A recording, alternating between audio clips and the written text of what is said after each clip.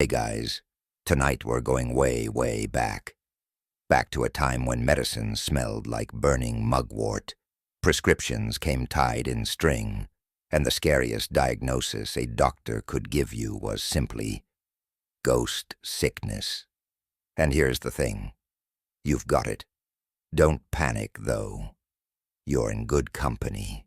Famous Tang poets once complained about it. Song Dynasty palace ladies whispered about it behind silk sleeves, and more than one clever doctor made a tidy living diagnosing it with a straight face and a very elaborate beard. Tonight, you're not just a listener. You're the one walking into the story, dragging your slightly feverish, slightly confused, slightly too tired self down a narrow stone alley, right into the heart of a glowing little apothecary, where they claim they can treat what the world can't name. So before you get comfortable, take a moment to like the video and subscribe. But only if you genuinely enjoy what I do here. And hey, leave me a comment down below. What city are you listening from, and what time is it for you right now? Now, dim the lights. Maybe turn on a fan for that soft background hum, and let's ease into tonight's journey together. You're standing outside a wooden shop called Hengan Hall, Hall of Eternal Peace. The irony isn't lost on you. Your right hand grips a little slip of paper, 3 characters written in dark brush ink: Gua Bing, Gai Bing, Ghost Sickness. You didn't write it. The monk at the temple did. After you described your symptoms, night sweats, sudden dread, dreams where someone keeps calling your name but you can't answer, he tilted his head, looked mildly amused, and said, "Sounds like a classic wandering spirit issue." Then he scribbled this note, handed it to you with a faint smile, and told you, "Look for the shop with the red door that opens on its own." And here it is. The door in front of you is shut, but there's no lock, no bell, just the worn-out shape of 3 small knock marks in the wood, right below a weathered red charm glued to the frame. The charm looks like it's been there for decades. The corners are curling, and the ink has faded to a rusted orange. Still, something about it feels watched. You knock once, twice, 3 times.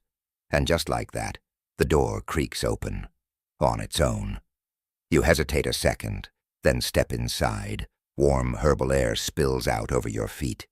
It smells like licorice root, sandalwood, dried citrus peel, and something sharp and metallic you can't place. A strange blend of comfort and caution. Inside, it's dim. Only a few hanging lanterns cast a yellow glow across the room, flickering on row after row of drawers, the kind that always seem like they might contain beetles or dried seahorses or magical beans.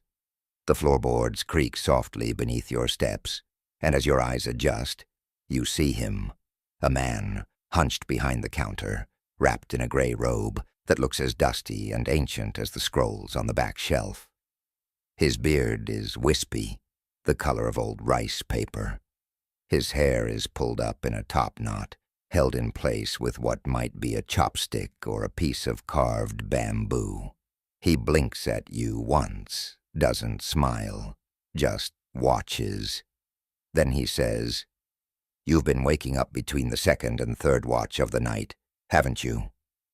You pause, blink, open your mouth, then close it again. "And sweating," he adds. "But your hands are still cold." You nod, heart beginning to thump a little. How did he know that? He continues calmly, like he's reading off your diary. You feel something standing near the door before you fall asleep.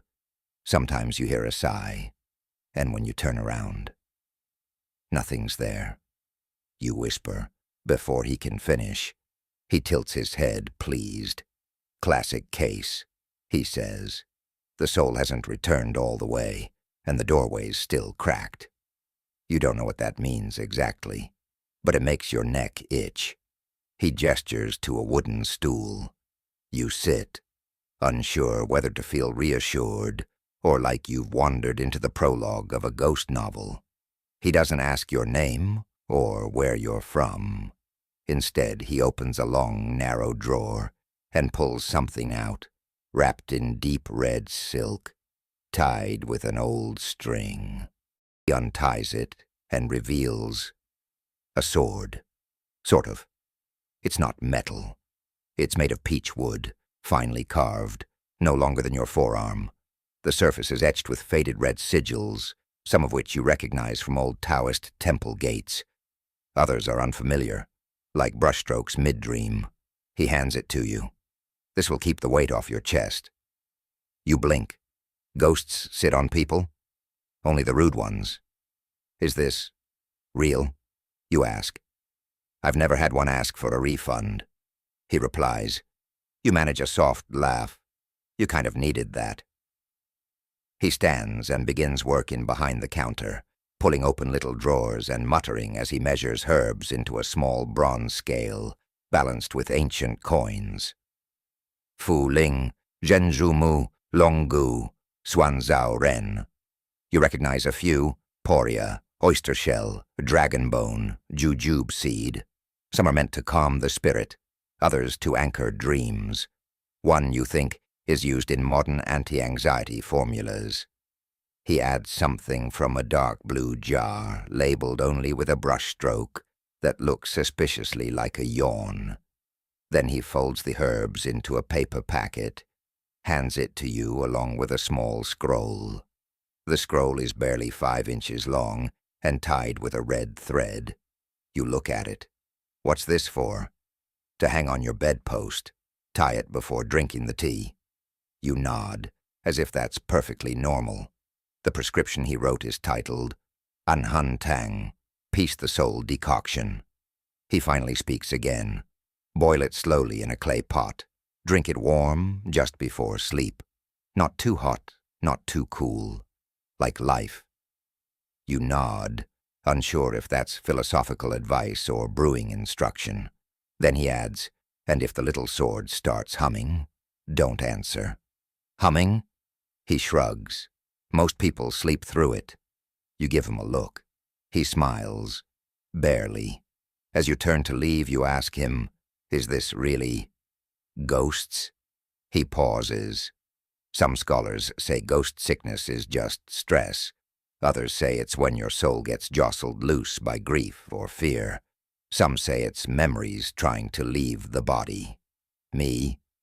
He leans on the counter. I think we name ghosts when we run out of explanations, but names still help. You thank him and step out. The air outside is cooler. Plum blossoms drift past your shoulders. The street is quiet, like the world is holding its breath.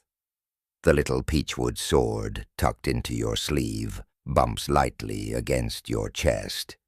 Somehow, that feels like enough. You don't go straight home. It's not that you're scared.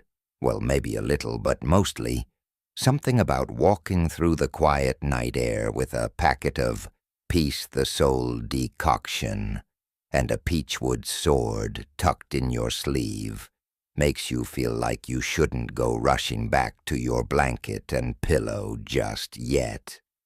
It feels like there's still something out here for you to notice. Something soft, ancient, patient. The moon hangs low tonight, veiled behind a layer of thin mist that makes it look less like a source of light and more like an eye watching from behind rice paper. The street is uneven beneath your feet, stones worn smooth by 1,000 years of feet that came before yours. You hear the creak of a bamboo water ladle to tipping somewhere inside a courtyard you can't see. You hear wind, distant laughter, bells from a temple, maybe half a mile away, struck softly, one by one. As you walk, you remember something else the monk said before he sent you to Hengen Hall. You should carry tiger bone powder in your pocket, or at least wear red. You hadn't taken it seriously at the time. You were out-focused on keeping your balance. Your body had felt strangely heavy that morning, like your shadow was lagging behind. But now, replaying his words, you realize something. The man at the apothecary never asked what your symptoms were, not once, and yet he described them exactly. How? Of course, there are a few academic theories about this. Some say ghost sickness, Gui Bing, was simply ancient China's way of explaining psychological disturbances, a blend of anxiety, trauma, maybe even mild dissociation. When your thoughts drift like smoke, one 12th century text put it, you are no longer anchored to the soil of your life. That sounds poetic. It also sounds a bit like burnout. Others say it was a gendered thing. Records show it occurred more often in women than men, particularly young women in service roles, palace attendants, courtesans, housemaids. Which raises the question, was the diagnosis of ghost sickness a way to explain their distress, or a way to dismiss it? And yet, others describe cases so strange, so consistent across time and region, that historians still quietly argue whether something weirder was happening. Like the case of the Laughing Widow. You pass a noodle stall that's shuttered for the night, steam baskets cleaned and stacked neatly like little hats on the counter. As your feet echo along the stone road, your mind drifts to that peculiar old case. It's written in a collection of folk medical anecdotes from the late Yuan dynasty.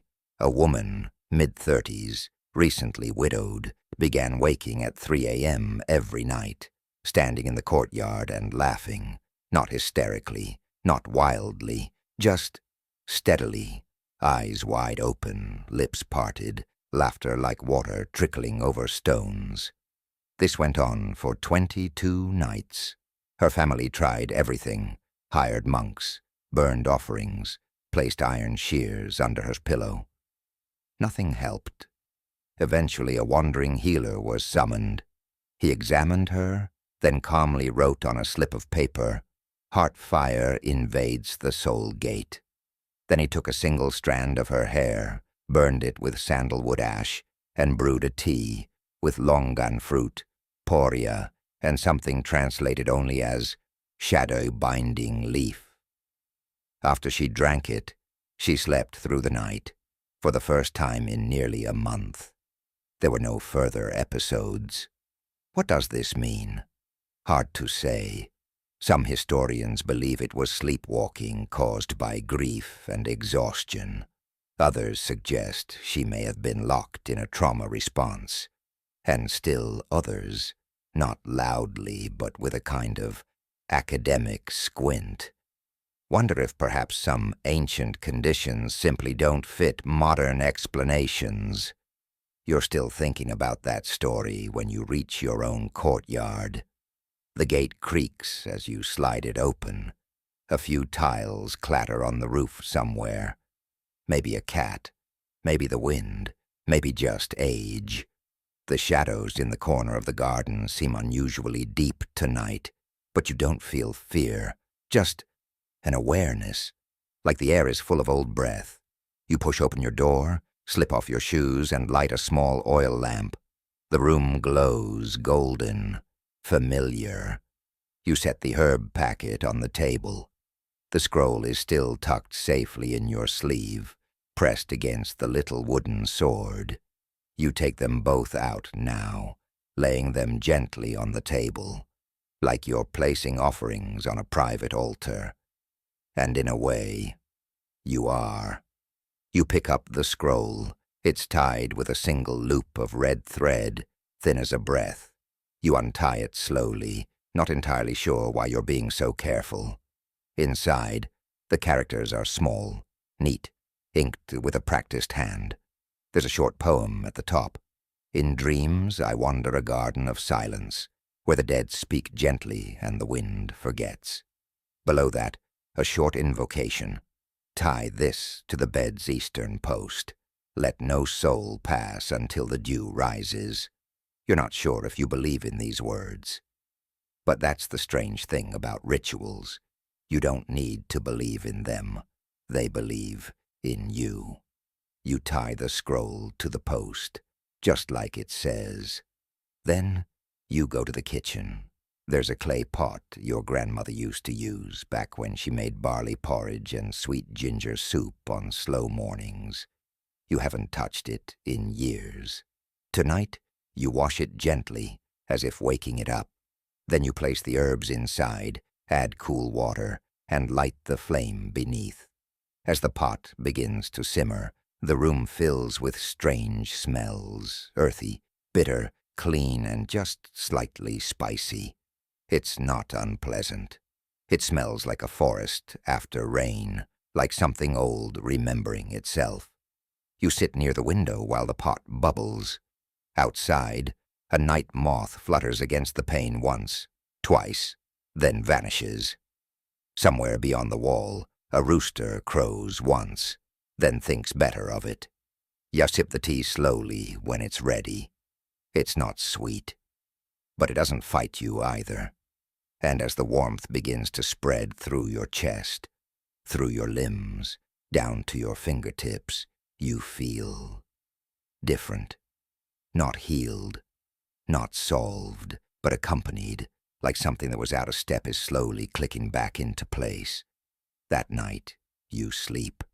And for the first time in weeks, no one calls your name from the dark. No one waits behind the door. No one presses against your chest. Only breath and quiet. When you wake, it's not to the usual startle. No gasping, no pulse racing, no whisper of your name just behind your ear. Just sunlight, golden, slanting in through the rice paper window panels, striping the floor like soft calligraphy. You lie there for a moment, eyes half-lidded, blinking at the ordinary brightness of the room, as if it's some rare bird that's landed nearby. And your first thought, oddly enough, is, I forgot to ask if I should drink the tea again. Your second thought is, did I really sleep through the night? You reach for the little peachwood sword, still resting beside your pillow. It hasn't moved, didn't hum, didn't burst into flame. Just stayed where it was, quiet, like a loyal cat. You give it a slight nod. Nice job. There's a strange calm in your chest. You don't even notice it at first because, well, calm isn't loud, but it's there. Like a cup finally filled. Like a coat buttoned all the way up. You stretch, stand up, and make your way to the table. The herbal packet is empty now, crumpled like a leaf that's done its work. The scroll is still tied to the bedpost. You leave it there, just in case.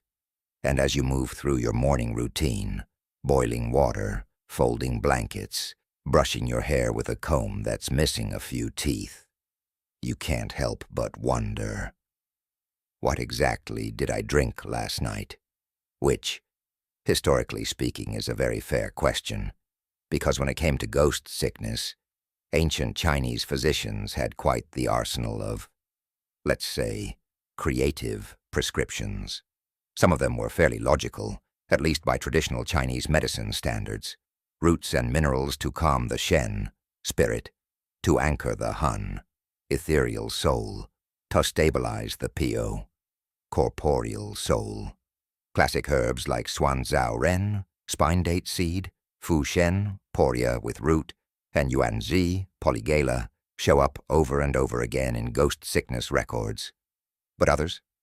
Well, let's just say, if you went down to the pharmacy with a ghost on your tail in, say, the Ming Dynasty, you might walk out with powdered tortoise shell to shield the heart from intrusive dreams, charred silk, yes, actual burned silk thread for nightmare blocking, dried cicada shells for calming spiritual agitation, because of course they're noisy.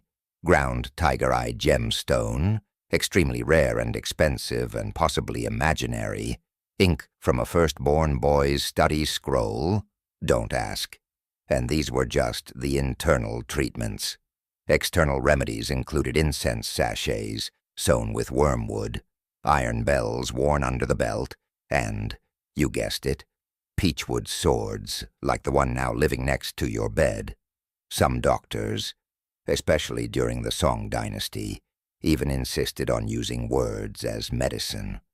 There's a record from 1142 in which a scholar-physician wrote a charm on green paper, folded it into a triangle, and instructed his patient to swallow it before bed for 7 nights.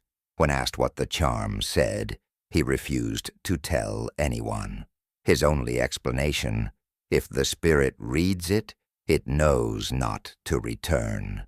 Historians today have debated the exact nature of these prescriptions. Was this placebo, faith healing, psychological suggestion, possibly all of the above? But some think the more curious part is how widely accepted these treatments were, not just among peasants, but among scholars, officials, even emperors. Take the case of Emperor Song Huizong, for example. Yes, that Huizong, the artist emperor, the poet, the one who loved cranes and refined brushwork. Turns out he suffered from what his court physicians called unsettled spirit dreams. A polite way of saying, this man sees stuff. So what did the imperial doctors prescribe? A combination of meditation, qigong breathing, a specially brewed tea made from golden chrysanthemum and bamboo leaves, and, get this, paintings of tranquil landscapes mounted above his bed. No, really. There's a surviving memo from his head physician recommending the emperor lie only where his eyes may rest, upon gentle clouds and distant mountains, because the soul is easily unsettled by sharp angles and crowded compositions. Basically, no nightmares if the feng shui vibes are right. You walk outside now, letting the morning light warm your face. A neighbor passes and nods to you, and you realize you're standing a little taller. Breathing a little deeper. You're still not sure what happened. You're not sure if what you had was a real illness or something made up by your mind, or something older and harder to name. But you do know this. You feel better. And not just physically. You feel seen. Like something ancient and invisible looked at you for a moment and said, okay, you've been through a bit. Let's reset. That's more than most doctors offer. Back inside, you untie the scroll from the bedpost, but you don't throw it away. You roll it up, wrap it in silk, and place it in a wooden box with some coins and old receipts. A new kind of prescription, you think. One that doesn't expire. As the morning passes, you think of stopping by the apothecary again. Maybe just to say thanks. Maybe to ask about refills. Maybe to ask about that humming thing he mentioned. Or maybe just to see what else he's got in those drawers. But when you return to the alleyway at dusk, the shop is gone. The space is there, yes, but the door is closed and nailed shut with 2 planks of fresh pine. A handwritten sign is pinned to it with an iron tack. You lean closer. It says, simply, closed. Soul work complete. No name, no contact. Just that. You stand there for a moment, not sure whether to laugh or bow. In the end, you do both. Because honestly, that's the most useful medical advice you've had in years. The days pass. Not fast, not slow. They just move, like water under a thin layer of ice. You sleep better now. Mostly. The peachwood sword stays beside your bed, quietly absorbing dust and imagined danger. Some nights you even forget it's there. Other nights you find yourself reaching out to touch the hilt before turning over. A kind of comfort, a handle on the unknown. You haven't had that strange floating feeling in your chest lately. The sensation like something just left the room, even though nothing did. And your dreams, while still strange, no longer pull you awake gasping, as if you'd just returned from someplace far. But one thing you do notice, the more rested you feel, the more your mind wanders, not out of anxiety but curiosity. You start reading again, dusting off old scrolls, forgotten books, one of them titled Compendium of Obscure Southern Prescriptions. It smells like mold and history. Perfect. In it, you find a curious section, Ghost Sickness and the Moon. The theory, according to this anonymous Qing-era compiler, was that the lunar cycle affects the strength of ghostly interference. In other words, full moon equals bad news. The reasoning? Ghosts, being associated with yin energy, cold, passive, internal, draw strength from nights when the yin is brightest. And because the full moon reflects maximum yin, it becomes a beacon for the unsettled. You look out your window that evening and, of course, the moon is almost full. You squint. Nothing feels especially haunted, but you do remember that weird creaking sound in your pantry last night. Could have been rice settling. Or not. The book goes on. Patients suffering from night dread, breath-holding dreams, or wandering soul episodes should avoid eating cold foods on the 14th, 15th, and 16th days of the lunar cycle, and should hang a mirror near the bed facing the eastern wall.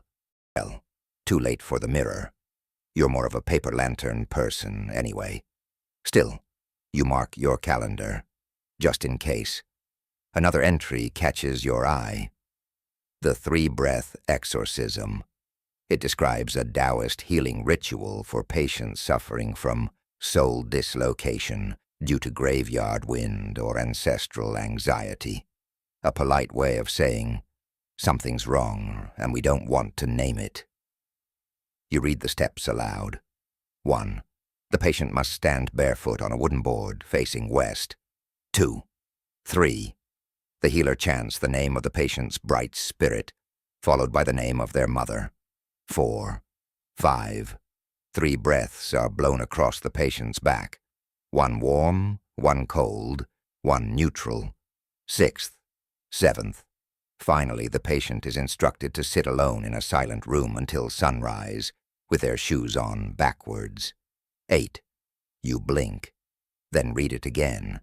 Is it medicine? Is it metaphor? Is it community theater? Honestly, you're not sure. But here's the thing. Just reading it makes you feel oddly soothed. You begin to understand something the old physician hinted at. That sometimes the act of doing something, lighting incense, arranging herbs, whispering names, can be enough to convince the body it is safe, or at least not alone. And that's no small thing. You close the book and let your eyes drift shut. In the quiet before sleep, your mind turns to a case you read once. Years ago, maybe in a footnote of a history journal you were too tired to finish. The case of the Fujian bride who slept with her eyes open. It happened in the 17th century, in a small coastal town where salt winds aged everything faster, wood, cloth, even people. A newlywed woman began behaving oddly 3 days after her wedding. Not violent, not sick, just different. She never blinked during conversation, sat silently through entire meals, refused to eat rice but accepted lotus seeds, and at night she lay flat in the bed, eyes wide open, unmoving. When her mother-in-law leaned close one night to whisper a prayer, the bride whispered back, "This body is borrowed." Naturally, this caused some concern. A Taoist priest was summoned. He brought a rooster feather, a bronze mirror, and a bell. The ritual he performed lasted 3 hours and included reciting the bride's birth name, burning 13 bamboo slips, and, most memorably, placing a handful of uncooked millet into her left shoe. The next morning, the bride awoke with no memory of anything strange. Her appetite returned. Her eyes blinked like clockwork. The priest's explanation? Some spirits are just confused. Sometimes, so are we. That line stays with you. You carry it into your week, into your quiet moments, into the space between moments, really. And one evening as you sip weak tea and watch the sky bruise toward twilight, you wonder, where do these stories go when we stop telling them? Maybe ghost sickness isn't about ghosts at all. Maybe it's about stories getting stuck, about feelings without names, about grief that doesn't know it's grief yet, about being haunted by your own body, your own mind, your own unspoken worries, and maybe the cures, the peachwood, the tea, the bells and whispers and dusty scrolls aren't cures in the modern sense, but they do something. They give shape to the shapeless. They hold space for the unspeakable. They say, gently, "You're not the first person to feel like this. We've been here before, and we made things for people like you." That thought is surprisingly comforting. You write it down on a scrap of rice paper and tuck it into your drawer. Later that night, as the full moon hangs low and silver over your rooftop, you sit cross-legged with your palms on your knees, and you imagine all the people across time who've done the same, sat in the quiet, wondered what was real, wondered if they were okay. You don't light incense, you don't chant, you just sit, and somewhere in the distance a bell chimes once, not to scare, just to mark the moment. It's the next morning, and the town feels different somehow. Or maybe it's you. Either way, something has shifted, subtly, like furniture rearranged by inches in the dark. You're not quite sure what, but even the sunlight seems softer, less intent on pulling you out of your dreams and more interested in coaxing you gently into wakefulness. You stretch slowly, stand, and gaze around your room. Everything is as you left it. The peachwood sword rests quietly beside your pillow. The tiny folded charm from the apothecary is still in its box, nestled among loose coins and forgotten notes. You make your way outside, stepping carefully onto the old stone path. It's cool underfoot, damp from morning dew. The neighbor's rooster watches you warily, as if waiting for permission before crowing again, as you walk toward the market, passing beneath an archway inscribed with ancient poetry. Your mind drifts to a thought you've been circling around all morning, the strange intersection of medicine, belief, and ritual. How much of healing is about what's in the bowl or bottle, and how much of it happens purely inside our heads? Chinese medicine, especially ancient practices, is built on the idea that the physical body and the invisible world around us are deeply interconnected. Qi flows through our veins as surely as blood does, and when that flow is disrupted by fear, trauma, or something unseen, the body responds with illness. And sometimes it responds with ghost sickness. But why ghost? Why not just call it anxiety, depression, insomnia? Words we'd use comfortably today. You recall a phrase you found scribbled in the margins of one of your books last night. In ancient times, we named our demons to tame them. Naming something gives us power over it, lets us see it clearly, even if we're not entirely sure what it is. Ghosts, in ancient texts, were more than just spooky entities lurking behind doors. They represented something unresolved, something still whispering for attention. Maybe that's why ghost sickness was often treated by rituals as much as by herbs, because rituals gave shape and meaning to something intangible, and that meant power. You pass a small herbalist's stall, the owner grinding something fragrant into powder with a stone pestle.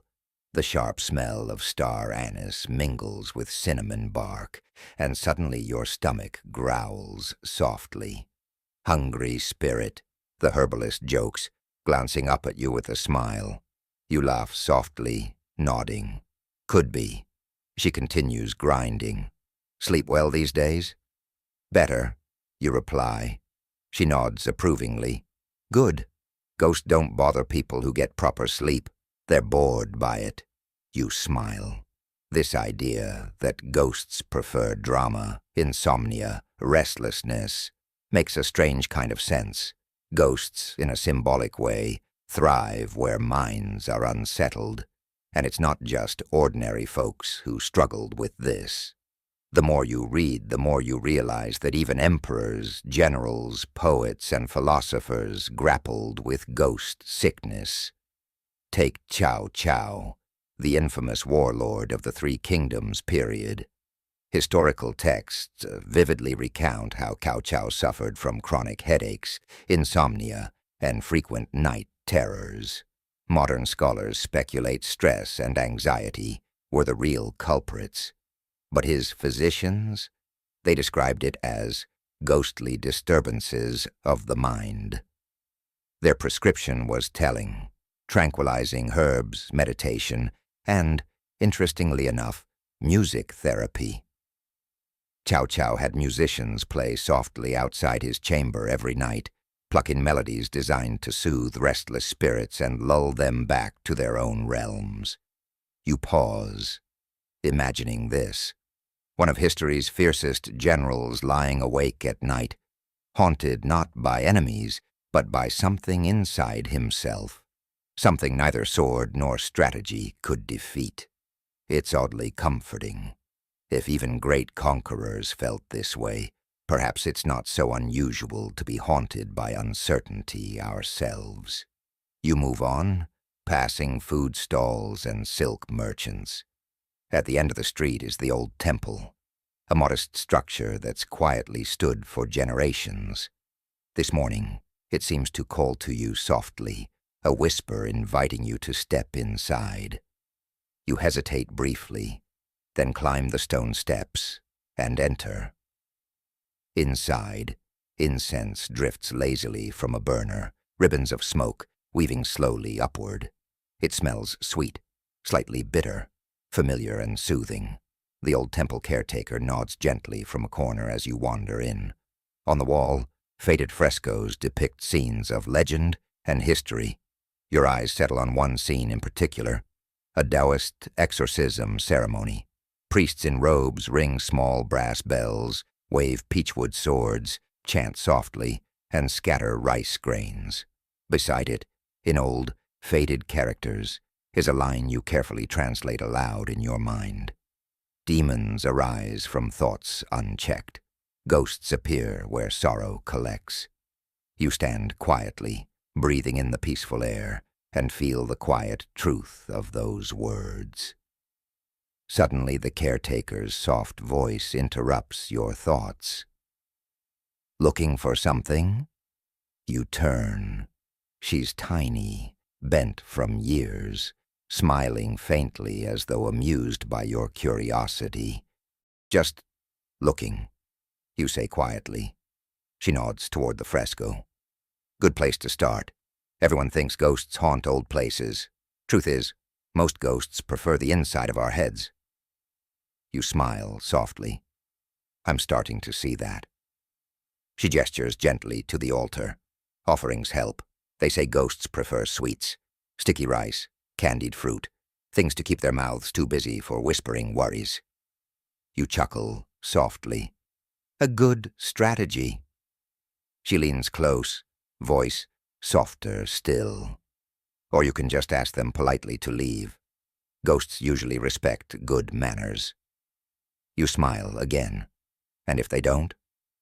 She shrugs mildly, eyes twinkling. Then maybe they're not ghosts at all. You nod, thanking her quietly before turning to leave. As you step back into the bright sunlight, something lifts in your chest. A small, unnoticed heaviness, now dissolved. On the walk home, you think again about what she said. Ghosts as unresolved worries, demons as unchecked thoughts. Perhaps what ancient doctors called ghost sickness was really about our universal struggle to reconcile the seen and unseen within ourselves. Back at your room, you open another book, a collection of strange medical stories, and one chapter catches your eye. It recounts the tale of a Taoist hermit from the Tang dynasty known as Master Huifeng.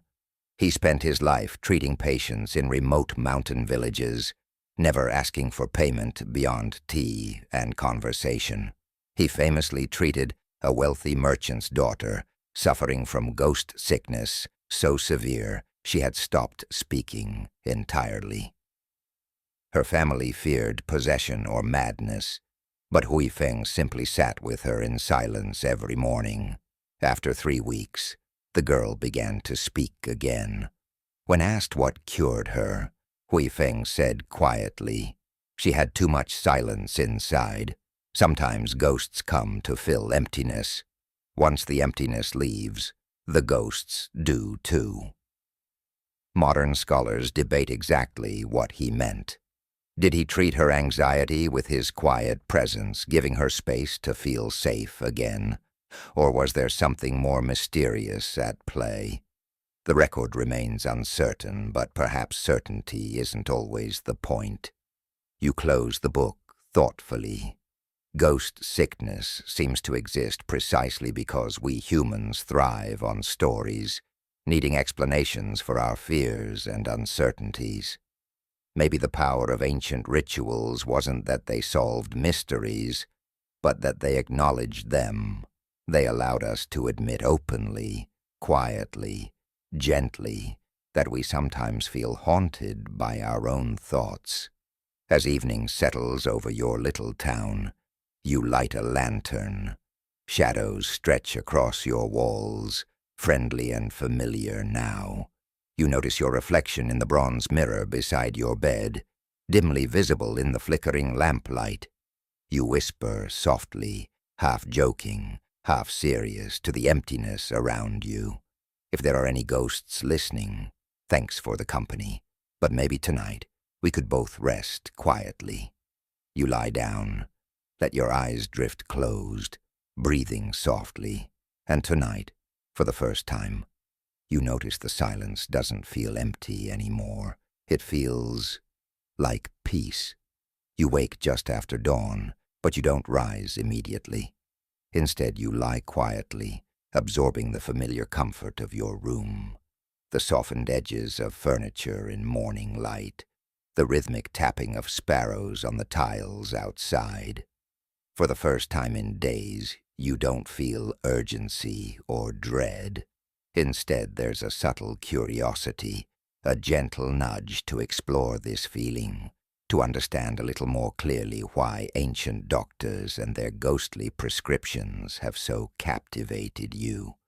You finally push yourself upright, stretch your arms over your head, and take a long, slow breath. Your eyes drift to the peachwood sword again. It's beginning to feel less like a tool for battling spirits, and more like a quirky keepsake, an eccentric souvenir from a strange little adventure. Your morning routine unfolds quietly.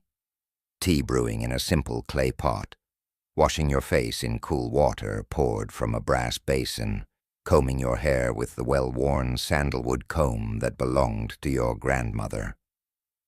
Each of these tasks feels deliberate, purposeful, comforting. It's a slow, quiet dance through ordinary things, performed as thoughtfully as any ritual. Eventually you step outside, into a street, bathed in soft golden morning glow.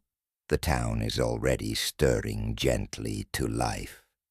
merchants opening shutters, children laughing softly as they carry buckets from the well. The air smells faintly of roasting chestnuts, fresh bread, and incense from a nearby shrine. As you walk, your thoughts return again to the strange, gentle wisdom of Master Huifeng, the Tang hermit who sat quietly until ghosts vanished simply from being noticed.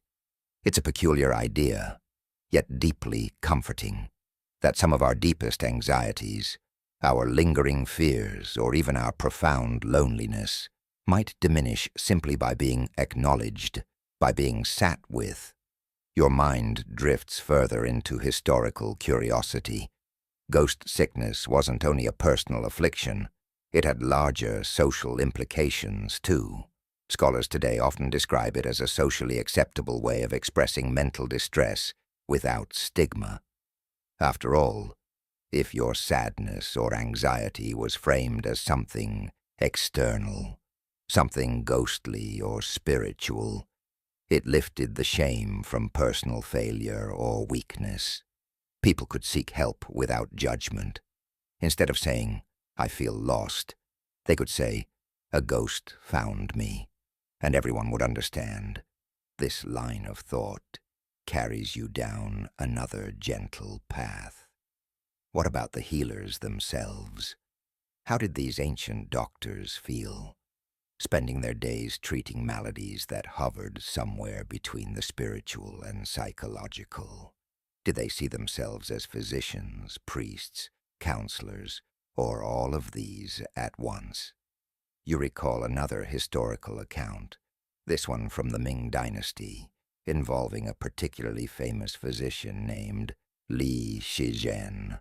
While Li is best known today for compiling the famous herbal encyclopedia Benkao Gangmu, lesser-known records indicate he frequently treated cases labeled as ghost sickness. Li himself wrote about one particular patient who arrived trembling, convinced a ghost had stolen her voice every night at exactly midnight. Li prescribed herbs, common treatments like dragon's bone and oyster shell, but he also gave her something unusual, an hourglass, instructing her to watch the sand fall slowly, precisely at midnight. When the sand finished running, he told her gently her voice would return. And it did. Historians still debate why this worked. Some argue it was a clever distraction from anxiety, a subtle psychological cue that allowed her to reclaim control. Others suggest Li knew exactly what he was doing, that healing is often just as much about the rituals we create around pain as the herbs we take for it. You ponder this quietly as you arrive at the small tea shop on the edge of town. The elderly owner greets you warmly, eyes crinkling with quiet amusement as she gestures you inside. The shop smells of fresh leaves, old wood, and quiet stories. She prepares your usual order without being asked. Green tea, simple and warm. As you sip, she speaks softly, sharing stories she's heard from other visitors over the years. Travelers who've stopped here, seeking cures for mysterious ailments, or simply seeking company. One man told me he hadn't slept properly in years, she says softly, eyes twinkling with gentle humor. His doctor told him ghosts had hidden his dreams. So he came here, drank tea, and told stories until dawn. Afterward, he slept soundly every night. You smile. Did he come back? She nods. Every year. Not for the tea, but to tell new stories. Ghosts don't like good stories, he said. It makes them realize they're not very interesting. You laugh quietly, feeling an unexpected warmth at her words. Perhaps ghost sickness at its heart is less about the intrusion of ghosts and more about the stories we tell ourselves, or don't tell, about our lives. You thank the shop owner, stepping back out into the morning sun. Your mind returns to Li Shizhen's hourglass, and the power of rituals, however small, to shape our sense of control over things we can't explain. And this leads you, inevitably, back home. Back inside, you retrieve the Peachwood sword once again, feeling its familiar weight in your hand. You run your thumb gently over the carved symbols. Did the physician at Hengon Hall believe these markings genuinely repelled spirits? Or was their power simpler, comforting, because they offered a tangible action in the face of intangible fear? You place the sword back carefully, leaning it gently against the wall.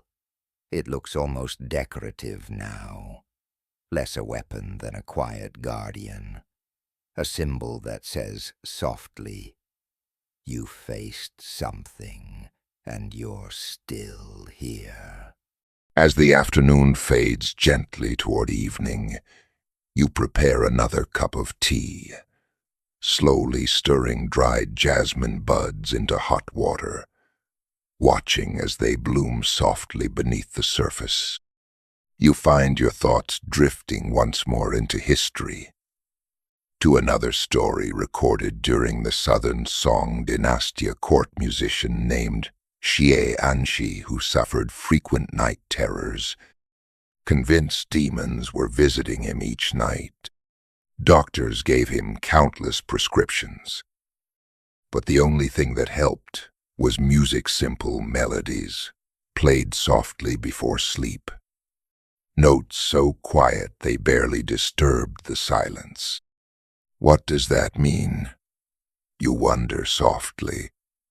Perhaps healing, in the end, is less about conquering fear or banishing ghosts, and more about making peace with silence, with stillness, with ourselves. The evening deepens, shadows stretching across your room as the sun lowers gently beyond the horizon.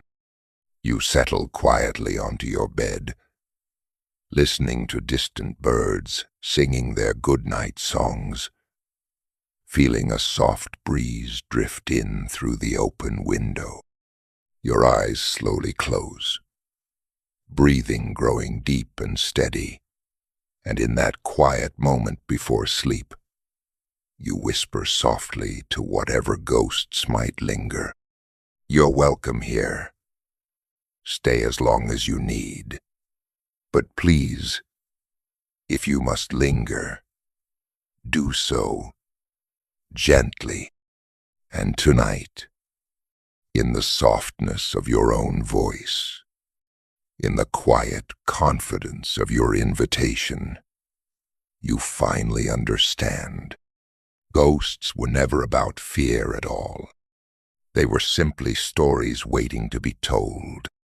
The days continue to drift by with an easy rhythm, slow as drifting incense smoke, steady as the heartbeat you barely notice, until everything grows still again. You spend your time reading ancient texts, sipping gentle teas, and reflecting quietly on the strange journey you've taken into the depths of ghost sickness and its peculiar treatments. On one particular morning, the sky stretches overhead like pale blue silk, embroidered gently with wispy clouds.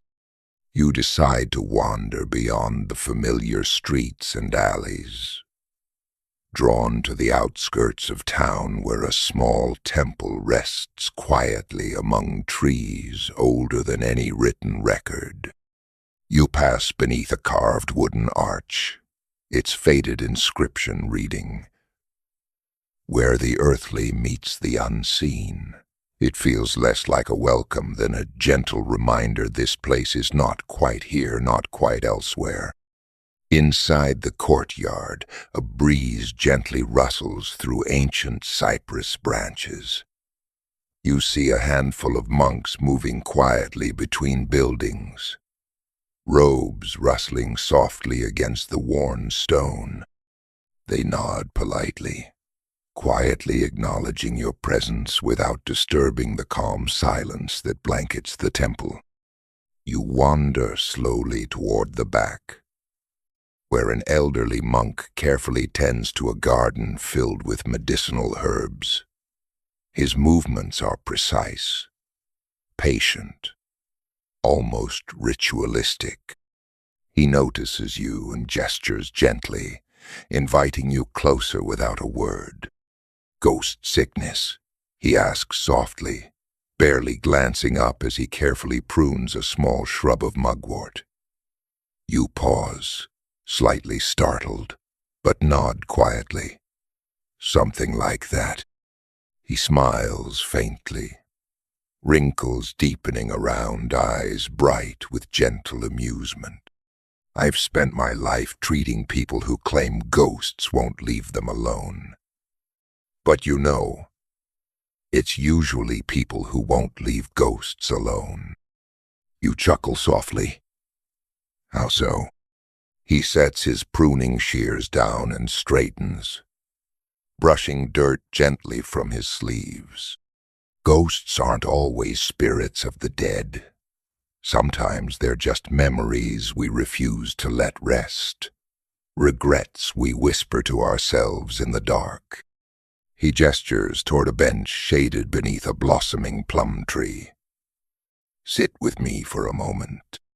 You follow him, taking a seat on the cool stone bench. The tree overhead scatters pale pink petals gently around your feet, like quiet blessings drifting down from above. "You know," he says softly, eyes fixed somewhere distant, "ghost sickness was often treated here with rituals, herbs, talismans, but the most powerful remedy I've ever witnessed was simply listening." "Listening?" You echo quietly. He nods, eyes crinkling slightly. "Listening. Really listening. Without judgment. Without rushing to solve or dismiss. There's something powerful in being heard. Ghosts and memories can finally rest when they've been truly heard." He pauses thoughtfully, then continues. "There's an old story from this temple.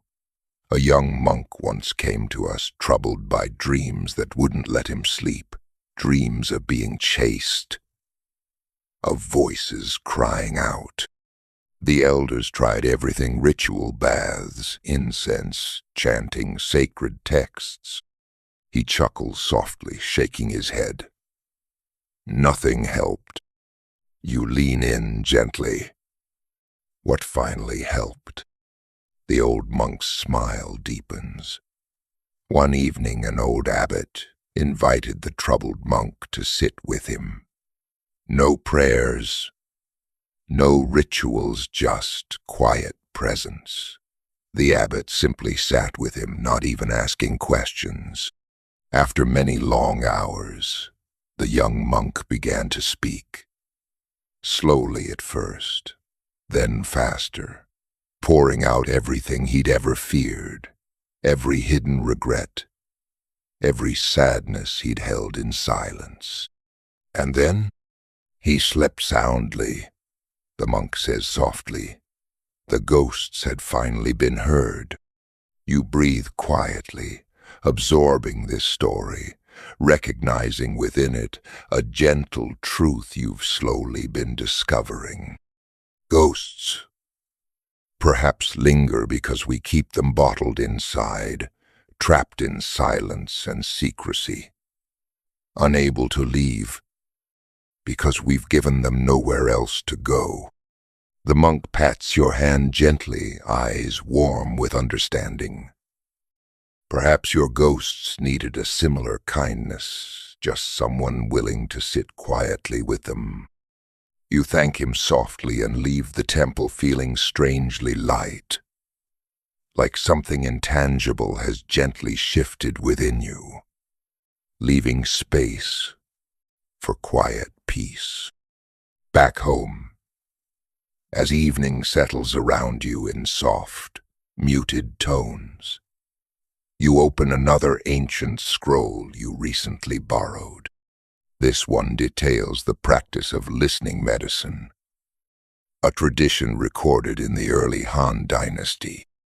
According to the text, certain illnesses, particularly those believed to be caused by emotional or spiritual disturbances, required healers skilled not in herbs or acupuncture, but in gentle, patient listening. Healers of this method, it reads, possess no special medicine but their presence, no rituals, but silence. By listening deeply to the patient's words, and even more carefully to their silences, they guide restless spirits gently away from suffering. You smile softly, shaking your head at how quietly revolutionary this ancient wisdom seems even today. How simple, yet powerful. To acknowledge that our invisible wounds often heal best when acknowledged openly, compassionately, without judgment or haste. As darkness gathers, your eyes wander to the peachwood sword again, leaning quietly beside your bed. You gently reach out and lift it, feeling its familiar, comforting weight. You trace your finger over the carved symbols, feeling gratitude for whatever quiet strength it lent you on sleepless nights. You wonder softly, did it repel ghosts or simply reassure you that you weren't alone? In the gentle silence, you realize it hardly matters. You return the sword gently to its place, feeling a quiet sense of closure. Your journey with ghost sickness feels nearly complete, not because you defeated some external foe, but because you finally found the courage to listen deeply, patiently, compassionately to yourself. And perhaps that's all any ghost ever really wanted. Later, as you drift gently toward sleep, you whisper softly into the quiet darkness of your room. Thank you for staying with me, for sharing your stories. But perhaps now, we can both rest quietly. You feel no fear tonight, only gentle, patient peace. Outside, the night wind rustles quietly, carrying with it the soft, distant ringing of temple bells. Tonight, they sound less like warnings and more like quiet reminders. You are safe. You are heard. You are not alone. And perhaps that is the most ancient, most powerful medicine of all. Days unfold softly, almost dreamlike, drifting like petals on a gentle stream. You've grown comfortable living in the rhythm set by dawn's quiet arrival and evening's graceful retreat. Your quiet exploration into ghost sickness has led you down gentle pathways and unexpected corridors, bringing peace in small revelations rather than grand epiphanies. Yet, even as comfort embraces you, curiosity gently nudges. One morning, while sipping tea in the early hours, you come across another obscure passage from a faded scroll, the edges curled with age. It details a strange practice from the southern Song dynasty, a curious blend of medicine, mysticism, and practical psychology called capturing the wandering soul. This ancient treatment involved setting small fires of aromatic herbs, typically sandalwood, camphor, and dried angelica, arranged carefully around the patient in a ring. Then, the healer would recite softly whispered verses designed to coax cooks the lost parts of the patient's soul back into place. The practice was called Hui Hun, literally meaning returning the soul. Practitioners believed that traumatic events, prolonged anxiety, or deep sadness could cause pieces of the spirit to wander away from the body, leaving the person feeling empty, frightened, or simply incomplete. You pause thoughtfully, recognizing something deeply familiar in this description. Isn't this exactly how modern psychology describes dissociation? The sense of feeling disconnected from oneself, scattered, fragmented. Intrigued, you follow a footnote deeper into this gentle historical rabbit hole and uncover another tale recorded by a local healer named Zhang Liwen in the 12th century. A wealthy scholar's wife had been suffering from persistent melancholy and nightly awakenings. Physicians diagnosed ghost sickness, prescribed countless medicines, but nothing helped. Finally, Zhang Liwen suggested the ritual of Hui Hun. On a softly moonlit night, he guided her gently to the courtyard, surrounding her with precisely placed fires of sandalwood and camphor. The fragrance filled the air like soft, comforting hands, gently embracing her senses. Then he softly spoke verses, meant to call her wandering spirit home. Come back softly, dear soul. Your home misses your gentle laughter. Your heart awaits your return. Do not fear. This body is safe. Come back quietly and rest. He repeated this gently, patiently, long into the night. As dawn broke softly, the woman wept openly for the first time in months, not from sadness, but from relief, finally feeling anchored once again inside her own heart. You sit quietly, moved by this simple yet profound ritual, understanding intuitively why it worked. Zhang Liwen's gentle coaxing, his compassionate words, created a safe space for the woman to reconnect with herself. Perhaps what the ancients called a wandering soul was just their gentle metaphor for the ways we detach from ourselves when life feels overwhelming or unsafe. This realization draws you quietly inward, prompting a gentle, introspective reflection on your own journey. Maybe ghost sickness, in essence, is simply the ancient expression of what we now call emotional exhaustion or unresolved grief conditions that arise when we leave too many things unspoken, feelings unacknowledged, wounds unattended. You close the scroll thoughtfully and step outside. The sun now shines warmly on your skin, gently reassuring. Birds flit softly overhead, weaving small, joyful patterns in the sky. The world around you feels quieter, kinder, as if it too is relieved that you finally understand. You stroll through the familiar streets, noticing with gentle clarity how the faces around you all carry their own quiet, unspoken stories. Each person you pass is a universe of joys, losses, regrets, and hopes. You wonder softly how many of them harbor their own ghost sicknesses, carrying fragments of their own wandering souls. This gentle reflection brings you to another quiet, historical tale, recorded from the late Ming Dynasty.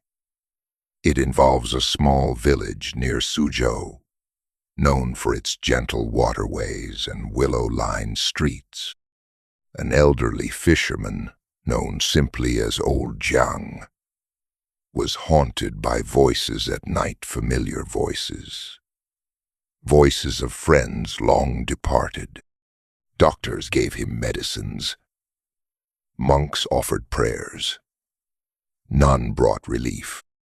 Finally, an itinerant storyteller suggested a simple cure. Each night before sleeping, Old Jiang should speak aloud the memories he carried of each departed friend. Just speak their names, share a memory, gently acknowledge each spirit. The old fisherman, skeptical but desperate, agreed. Each night, he softly recalled those he'd loved and lost, old fishing partners, childhood friends, his wife long past. He told quiet stories about them, gently sharing laughter and tears into the emptiness of his room. Within weeks, the voices ceased their haunting whispers. His nights grew peaceful. When asked why it had worked, the storyteller replied quietly, "Ghosts don't haunt those who honor their memory openly. They linger where silence keeps secrets." You smile softly, touched again by this gentle wisdom.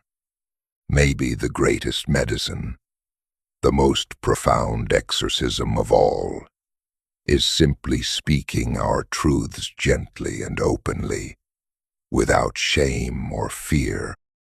Back home, as evening settles quietly around you, you light incense and watch smoke curl softly upward. Tonight, it feels less like ritual and more like gentle companionship. You whisper softly, as Old Jiang did, the names of those you miss. You speak softly the stories you hold quietly inside. As the stars emerge gently in the sky, you feel a comforting presence, no haunting, but companionship. It's as though each gentle whisper, each softly spoken memory, allows something quiet inside you to finally settle, to feel safe again. Your heart feels quietly full, gently restored. For the first time, you deeply grasp what ancient doctors seem to understand intuitively. Healing isn't just about removing what troubles us. It's about gently welcoming home the parts of ourselves we thought we lost. The night air softly wraps around you as you finally lie down, breathing deeply, calmly. Ghosts, dreams, memories all gently coexist now, quietly acknowledged, softly integrated into your sense of self.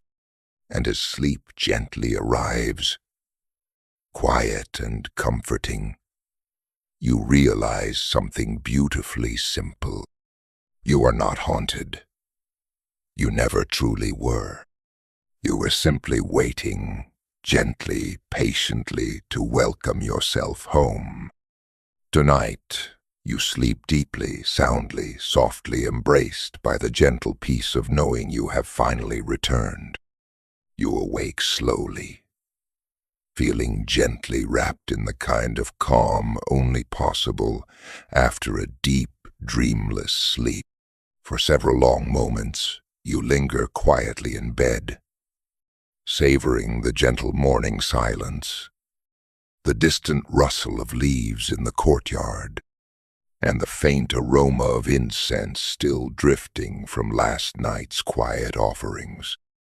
The idea of ghosts feels different now, less frightening, less alien, more softly human. Perhaps, you realize, ghosts have always just been shadows of our own unspoken thoughts and unresolved feelings, gently seeking acknowledgement in the quiet darkness. You rise leisurely, taking time to stretch, noticing how even the simplest actions feel deliberate and gentle now. Washing your face with cool water, you pause to meet your own gaze in the polished bronze mirror. Your reflection is calm, your eyes clear free of the shadows that once seemed to linger there. As the day warms gently around you, curiosity nudges you again toward the quiet exploration of historical texts. You pick up a scroll you've been meaning to read, a faded, handwritten copy of a text from the early Qing dynasty titled Gentle Healing of Hidden Ghosts. You carefully unroll the fragile parchment, reading slowly, savoring each gentle, inked character. The author, a humble healer named Chen Ziming, writes with a quiet confidence, blending practical medical advice with gentle philosophical insights. When patients come seeking relief from invisible hauntings, what scholars have long called ghost sickness, it is critical not only to offer remedies but to gently inquire about the patient's unspoken pain. True healing emerges when silent wounds are softly given voice. Intrigued, you read further. Chen describes treating a young woman who visited his clinic complaining of ghostly visitations, waking nightly feeling suffocated and fearful. Doctors before him had given her countless herbal remedies, all ineffective. Chen instead chose a different approach. I asked her softly. Chen writes, what it was she feared most deeply, gently coaxing her to name the hidden sorrow she carried. It took several visits, many cups of tea, quiet pauses, and patient silences before she finally spoke. She admitted quietly, almost whispering, that she feared disappointing her family. Each night, this silent fear became a ghost that pressed against her chest. Chen's gentle solution: he prescribed no medicines at first, just conversation, gentle listening, and careful compassion. Only later, as a symbolic gesture, did he prepare a small herbal sachet filled with calming herbs, instructing her to hold it against her chest whenever she felt afraid. In time, the young woman's symptoms vanished quietly. Gently, her ghost exorcised not by incantations, but by gentle kindness and the courage to share her secret burden openly. This story resonates softly within you. How often, you wonder, do we transform our unspoken anxieties, fears, and sadness into ghosts that haunt us? And how much simpler, more powerful, is it to gently acknowledge these feelings openly, quietly releasing the tension that silence creates? You continue reading, discovering that Chen's approach wasn't unique. Throughout ancient Chinese medicine, many healers shared this gentle wisdom, advocating compassion and conversation alongside herbal prescriptions. They understood intuitively something modern science now recognizes. Emotional and mental health are deeply entwined with our physical well-being. As you close the scroll gently, you reflect quietly on your own journey with ghost sickness. The peachwood sword, the herbal teas, the midnight rituals all had their place, offering comfort through symbolic acts and quiet reassurances.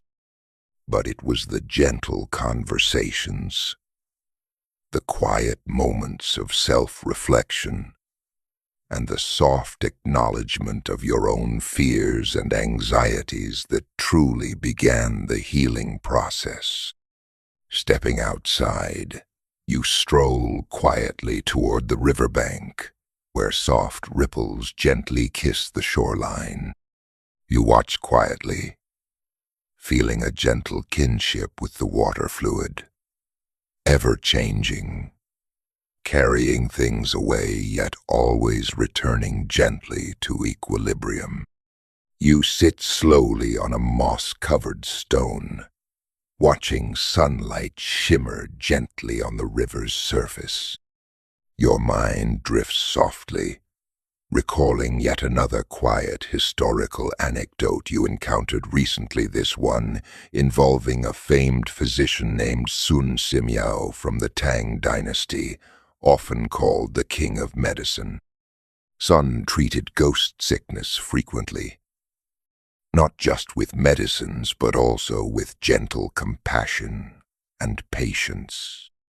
One particular story tells of a nobleman tormented by nightly visions of shadowy figures who whispered accusations of guilt and shame. Doctors prescribed countless medications, but nothing worked.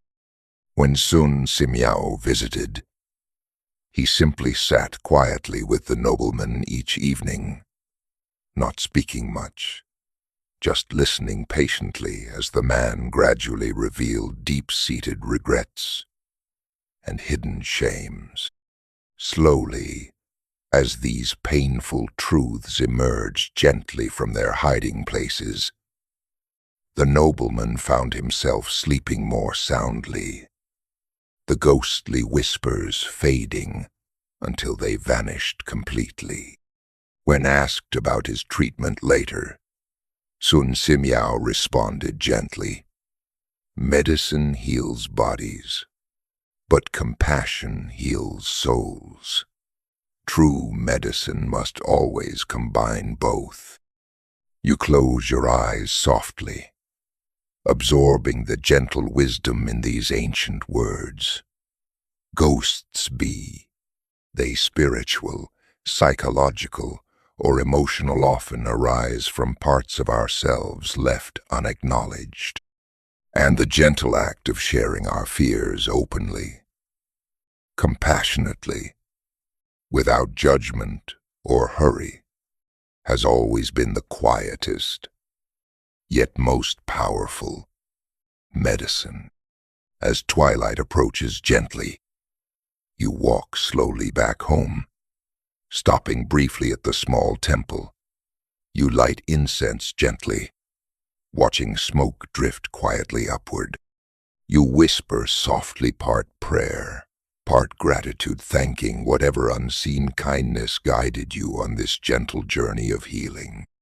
Later that evening, as stars quietly begin their silent dance above, you sit by your window, listening softly to distant crickets.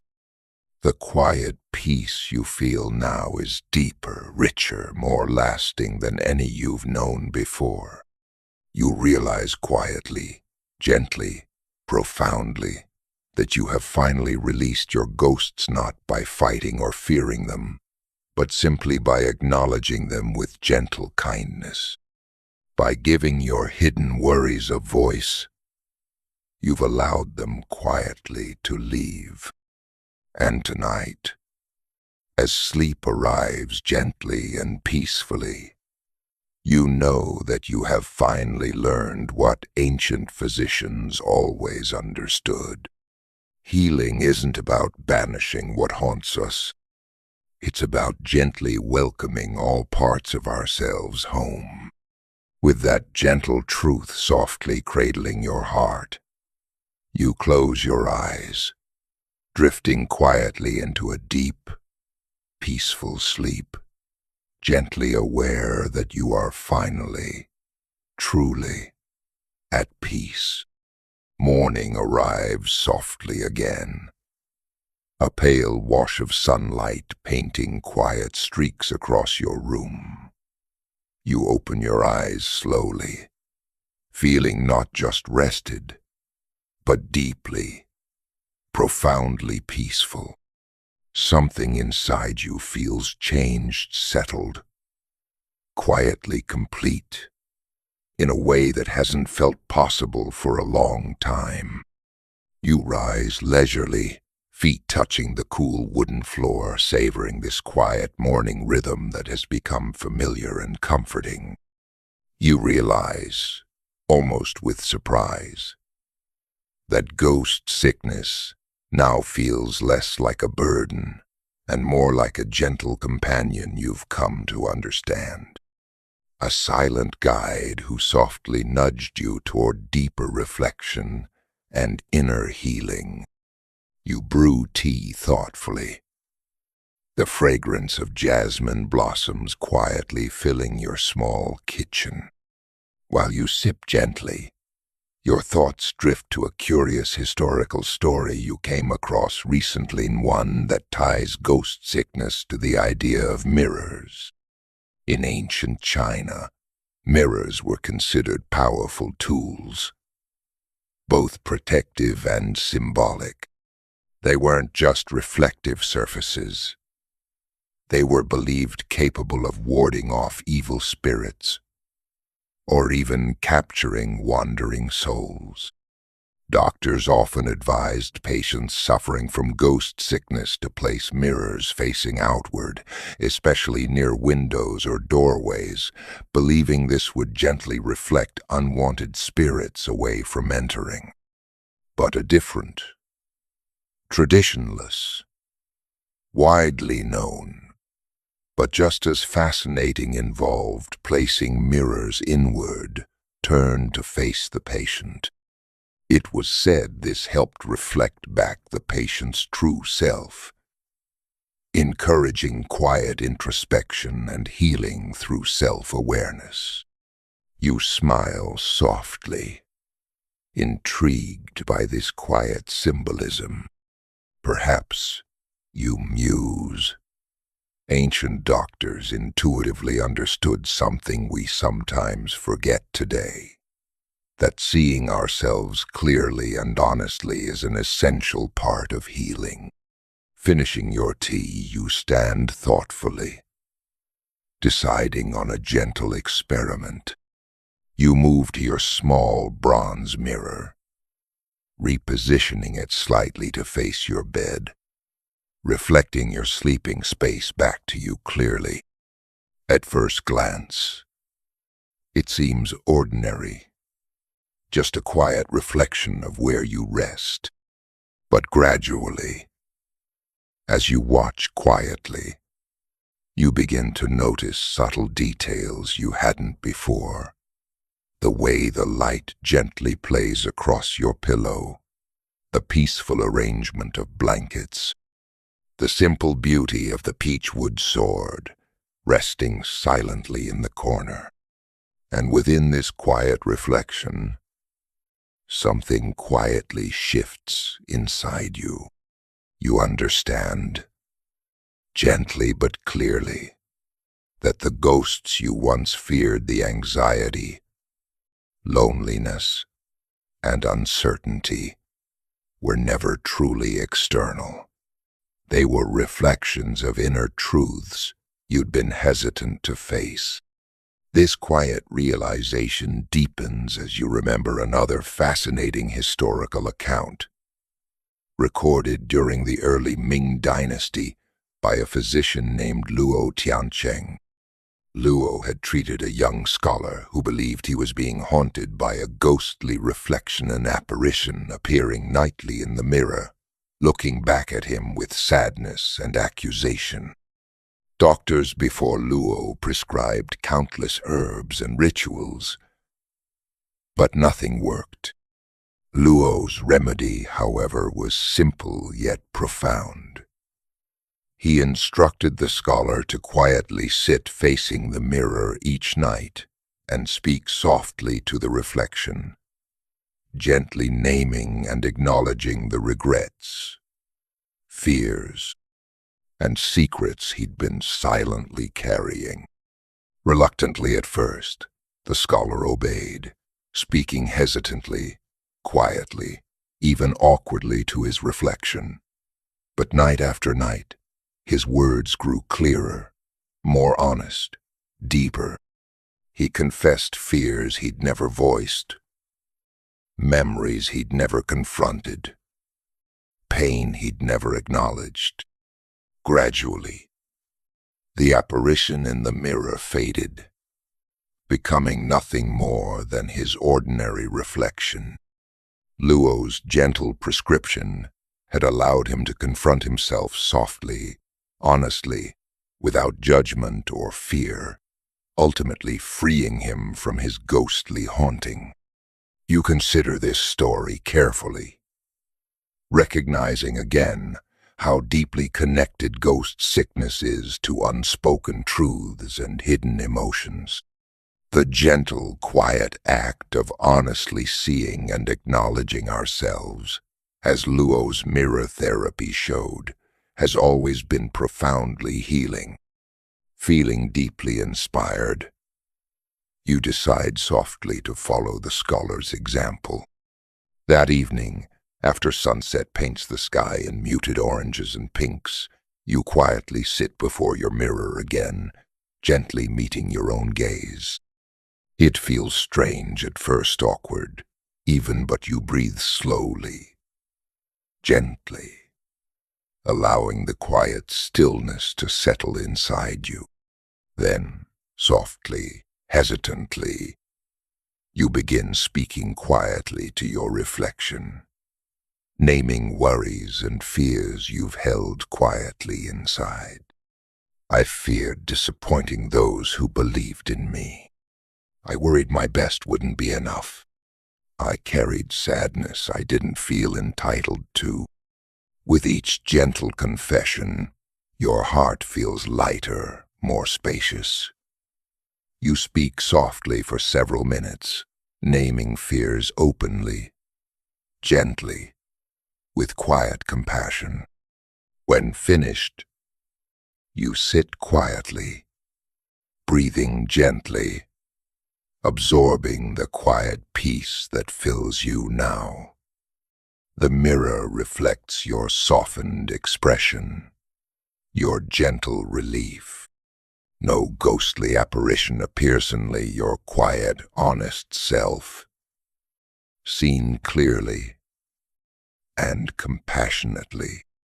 Later, you find yourself walking gently through the softly lit streets. Lanterns glow warmly from each doorway, casting gentle pools of light along your path. Passing by familiar neighbors, you notice quietly that they seem lighter, two faces softened, worries gently carried or temporarily set aside. Ghost sickness, you now understand clearly, isn't just about supernatural hauntings or mysterious afflictions. It's an ancient language for emotions and truths we struggle to express openly. The rituals and medicines prescribed were simply ways of gently acknowledging what was quietly hidden, unspoken, unseen. As you return home, the moon rises softly above you, calm, patient, quietly luminous. You pause, looking upward, appreciating its gentle, reflective glow. The moon itself, you think quietly, is another ancient symbol for quiet introspection and emotional honesty, softly illuminating what might otherwise remain hidden in shadow. You enter your room, feeling quietly fulfilled and gently connected both to yourself and to all who have quietly struggled before you. You gently lift the peachwood sword again, feeling its comforting presence. This quiet guardian now feels less like a protection against ghosts and more like a symbol of quiet courage, the bravery to face your own inner truths, to reflect gently and honestly upon your own fears and hopes. As you lay down for sleep, You whisper softly into the gentle darkness. Thank you for helping me see clearly. Thank you for guiding me gently home. Tonight, sleep arrives peacefully again, softly wrapping you in comfort and quiet certainty. No ghosts whisper tonight, only gentle silence, restful peace, and the quiet understanding that seeing ourselves honestly is the deepest medicine of all.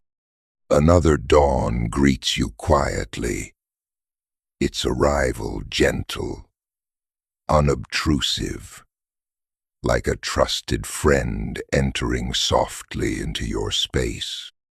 You rise slowly, feeling deeply connected to the quiet rituals of your morning brewing tea, washing your face, gazing out the window at the gently waking world.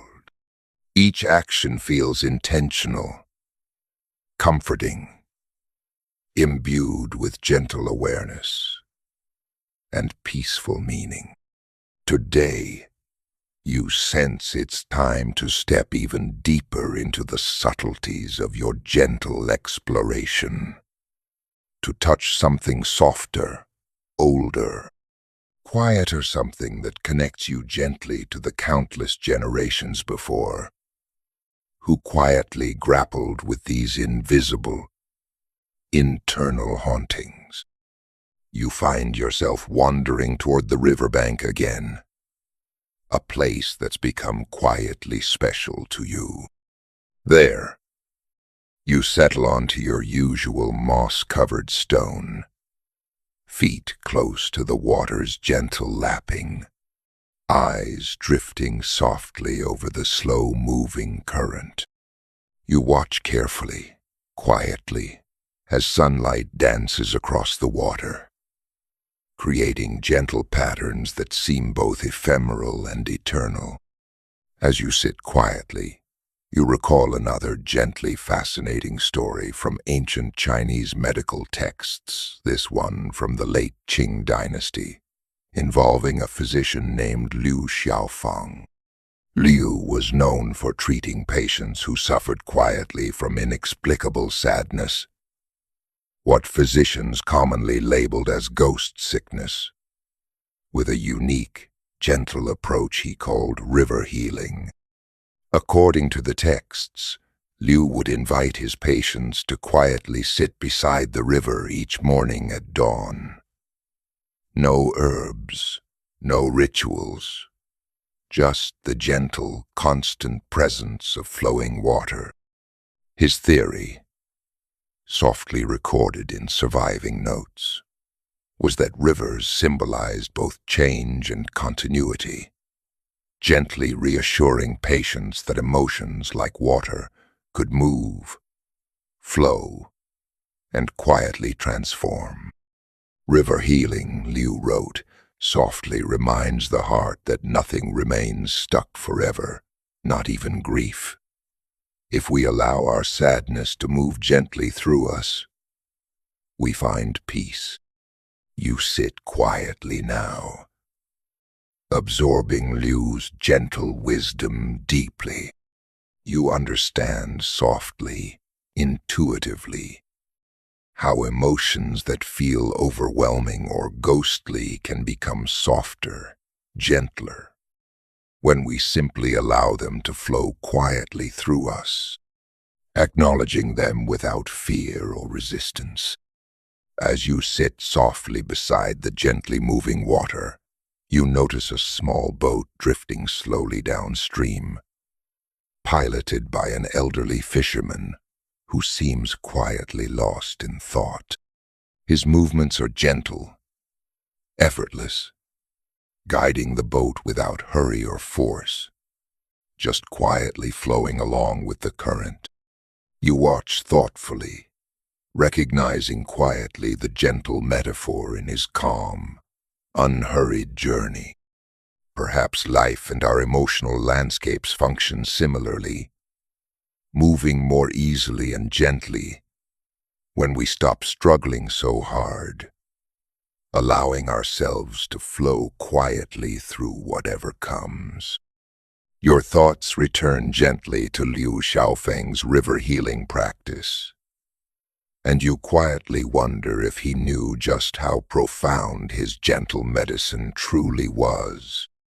Today, modern psychologists understand well that suppressed emotions become trapped inside, creating a heaviness we often mistake for external hauntings. Allowing emotions to move gently through use, acknowledging, accepting, and softly releasing is a simple yet profoundly effective way to maintain emotional health and inner peace. Sitting quietly now, you decide softly to practice Liu's river healing technique yourself. You close your eyes gently, feeling the sun's warmth softly on your skin, hearing the river quietly flowing nearby. Breathing slowly, gently, you invite quiet feelings, long, unspoken, to rise gently within you. Sadness quietly emerges, first soft, quiet grief for past disappointments and losses. Rather than resisting, you allow it gently to rise, acknowledging it quietly, softly, reassuring it. You are safe to move gently through me. Next, quiet anxiety surfaces, uncertainty for the future, gentle worry about choices not yet made. Again, you softly acknowledge it without judgment or hurry, quietly affirming its right to exist. You too may flow quietly onward. One by one, emotions rise gently within you, softly acknowledged, quietly allowed space, then released gently into the quiet flow of your breathing. Gradually, your heart feels lighter, more spacious, softly at peace. As you open your eyes slowly, the river flows gently, unchanged, yet subtly, different, much like yourself.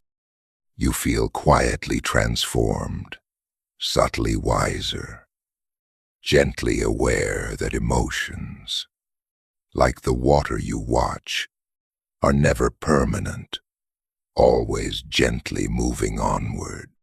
You slowly rise, feeling deeply grateful for Liu's gentle wisdom, quietly aware you've discovered another layer of gentle healing, allowing emotions to move softly through you, gently acknowledged rather than suppressed or feared. Returning home, your steps are quiet, peaceful, unhurried. You carry this new awareness gently, softly determined to practice Liu's quiet wisdom, daily allowing emotions space to move gently, like water, through your heart. Back inside, you brew tea thoughtfully, smiling softly as fragrance fills your small space. The gentle rituals you've discovered, an embracetti drinking, quiet reflection, river sitting, softly speaking truths to your reflectional feel like gentle companions now, quietly supporting your journey toward deeper peace. Your eyes drift gently to the peachwood sword resting quietly nearby. Now, it seems not so much a weapon against haunting, but a quiet reminder that true strength isn't about fighting, but about gentle acceptance, compassion, and self-awareness. Evening arrives softly again, the sky deepening quietly from gentle pink to peaceful indigo. You sit quietly by the window, watching stars appear softly, gently illuminating the night sky. The gentle tranquility of the moment deepens your quiet realization that you no longer fear ghosts or inner shadows. Instead, you softly welcome them, gently understanding their quiet presence as reminders of things needing acknowledgement, quietly inviting you toward deeper self-compassion and understanding. You quietly whisper softly to the gentle darkness around you, smiling softly at the peace you now feel. Thank you for guiding me gently, quietly, home to myself. Sleep comes peacefully tonight, gentle, soft, uninterrupted by fears or whispers. Instead, your dreams softly reflect the gentle tranquility you've quietly cultivated inside, carrying you gently toward restful peace. Tonight, you finally understand completely. Healing isn't about banishing inner ghosts, but gently embracing them, softly understanding them, quietly allowing them space to move and eventually release. You sleep deeply, softly smiling in the quiet knowledge that you've gently reclaimed yourself, one quiet step, one soft breath at a time. The gentle peace you've nurtured remains with you, softly shaping your days into calm rhythms, quiet reflections, and moments of subtle understanding. Each sunrise feels quieter now, each sunset more serene, your heart and mind softly aligned, gently harmonizing. Yet even as you savor this newfound calm, your curiosity quietly nudges once again, guiding you gently deeper into the historical and philosophical roots of ghost sickness. This morning, as you slowly savor your tea, your thoughts drift quietly toward a remarkable text you discovered yesterday, a rare, ancient manuscript known simply as the Gentle Book of Silent Truths. Its author remains anonymous, known only by the quiet, gentle wisdom softly inked onto its faded pages. The text explores ghost sickness, not as illness, but as a gentle call from within, a quiet invitation to deeper introspection, understanding, and spiritual growth. One particular passage softly captures your attention, lingering quietly within your thoughts. The quiet disturbances we label ghost sickness arise not from external hauntings, but from the gentle yearning of the heart, softly whispering truths we are afraid to hear. True healing emerges gently when we finally listen to these whispers without fear, judgment, or impatience. These words resonate quietly within you, gently affirming the insights you've slowly gathered throughout your gentle journey.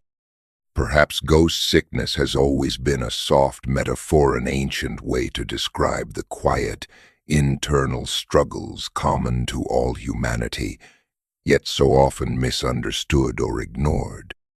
Inspired by this gentle perspective, you venture softly into the town, seeking quietly to understand how others around you might be gently carrying their own unspoken truths. As you move quietly through familiar streets, your awareness gently expands, quietly noticing the subtle signs of hidden emotions and quiet struggles written softly on faces, gestures, and movements around you. At the market, you see an elderly woman quietly arranging herbs, her eyes carrying a gentle sadness as she carefully bundles dried lavender and rosemary. A young merchant across the street quietly organizes silk fabrics, his expression quietly thoughtful, eyes softly distant. Nearby, a group of scholars quietly debates in gentle, measured tones, each voice carrying subtle undertones of uncertainty or hope. You realize softly, gently, that everyone carries their own quiet, ghost-hidden worries, secret fears, subtle regrets quietly influencing how they move gently through the world. Your heart softly expands with quiet compassion, gently aware that ghost sickness, in this gentle metaphorical sense, is something quietly universal. Inspired to quietly extend the gentle compassion you've cultivated inwardly toward others, you softly approach the elderly herb seller, smiling gently as you admire her carefully prepared bundles. She notices your quiet presence and returns a gentle smile. "These herbs look lovely," you say softly, appreciating their subtle fragrance. "How do you prepare them so gently?" She nods softly, eyes warming gently. "It takes patience, quiet care. You cannot rush herbs, just as you cannot rush hearts. Both heal best when treated gently." You smile softly at her quiet wisdom, gently understanding the deeper meaning beneath her gentle words. You quietly purchase a small bundle, feeling its gentle fragrance as a comforting reminder of your soft exchange. As you quietly continue walking, you gently reflect on another historical story from ancient Chinese texts, this one from the early Ming Dynasty. It describes a physician named Lu Guanghui, famed for treating ghost sickness through gentle storytelling. Lu's method was unique. He would quietly sit beside patients and softly tell ancient myths, historical tales, quiet parables, each gently chosen to reflect the patient's hidden emotional struggles.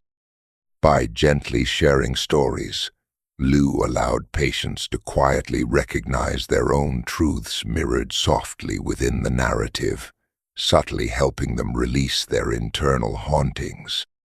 One story from Lu's records softly remains with you, a gentle example of his quiet healing.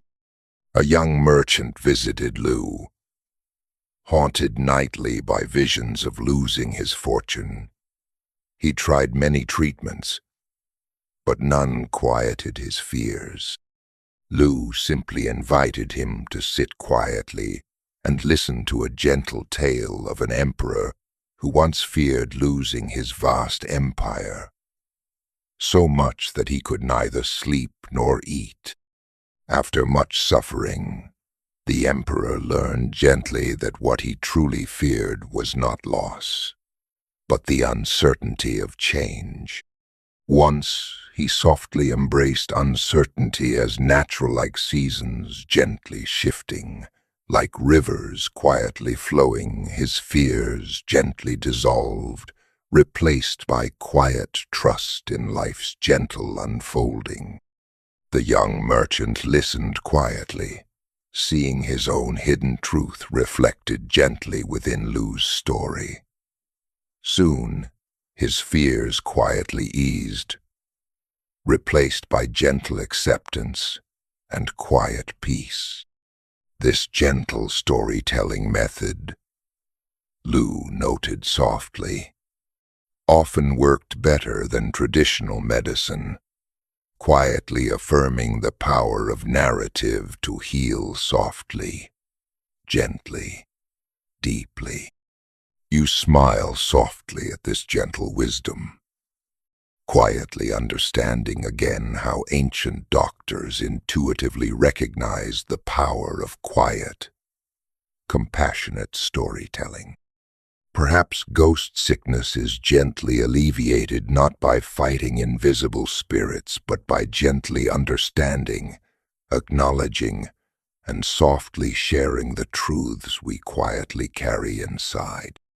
As evening gently settles around you once again, you quietly light a small candle, softly watching its gentle glow flicker quietly around your room.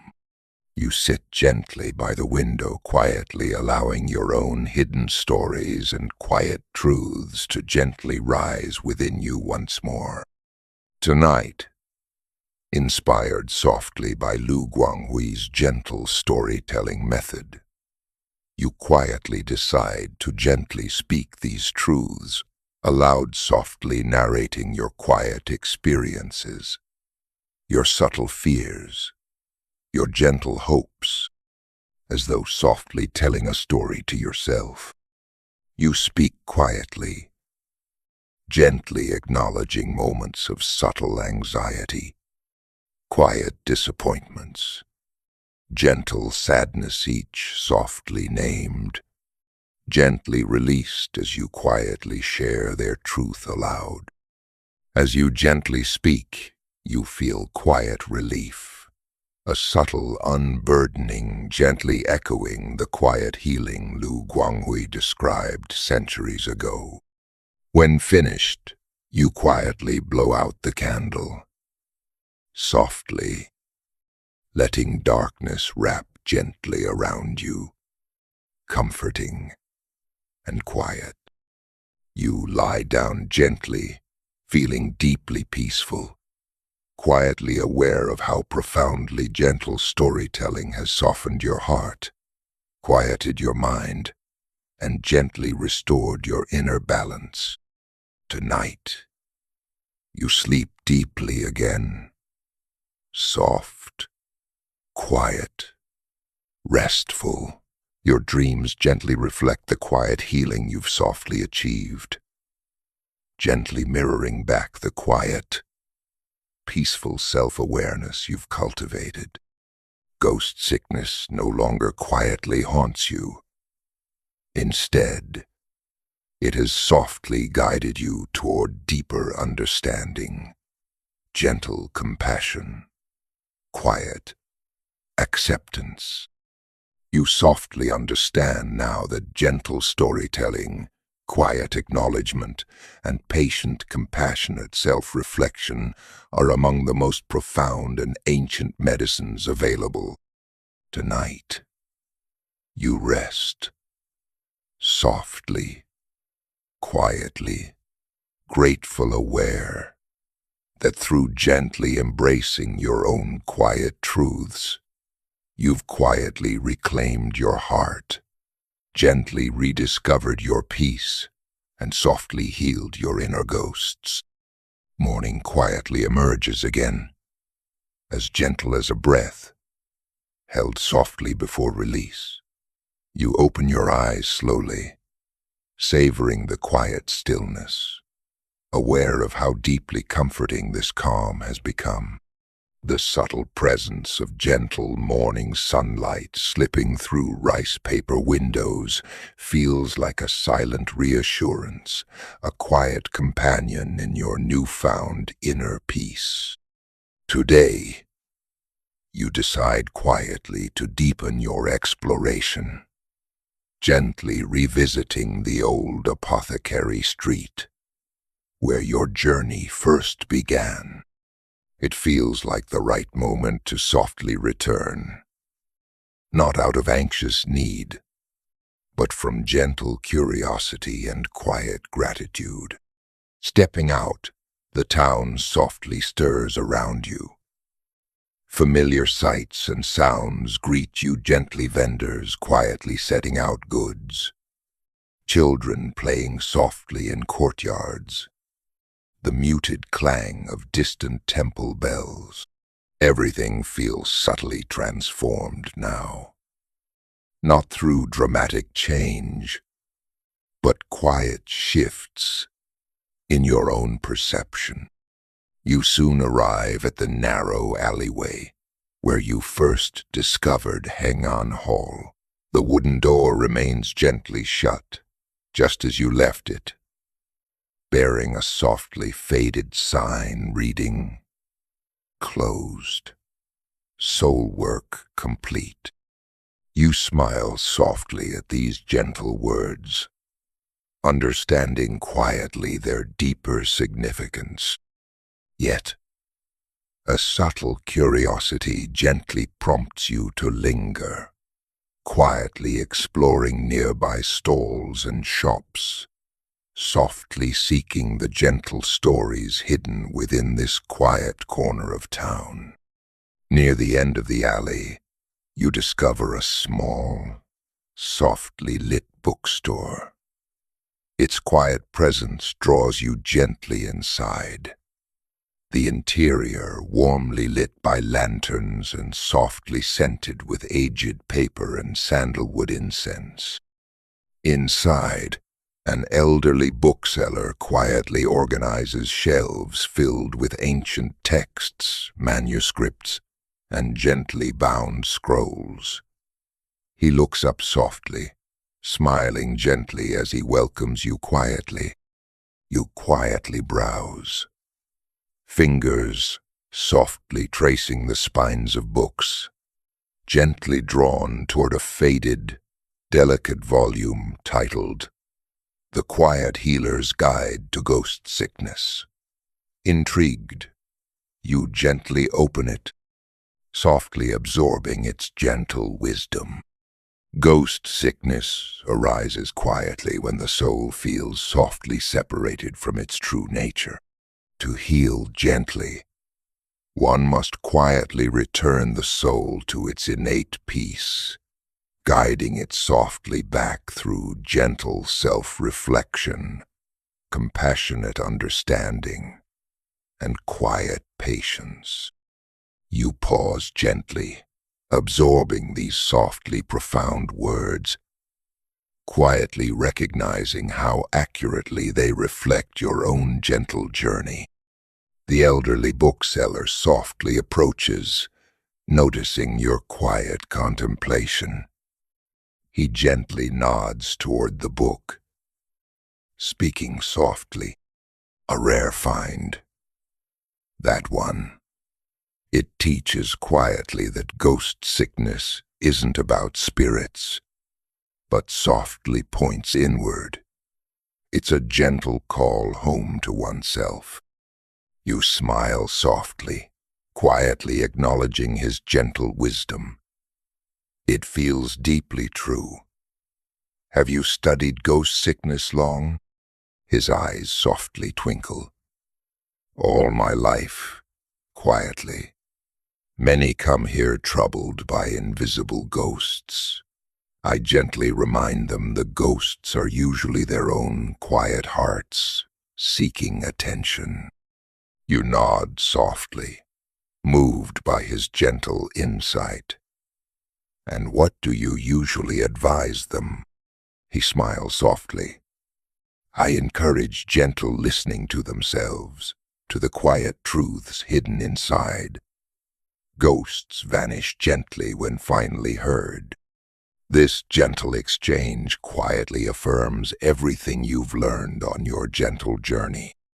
You thank him softly, purchasing the book and leaving the quiet bookstore feeling deeply enriched, gently inspired to continue your soft exploration. As you return home slowly, your thoughts drift gently toward another historical story.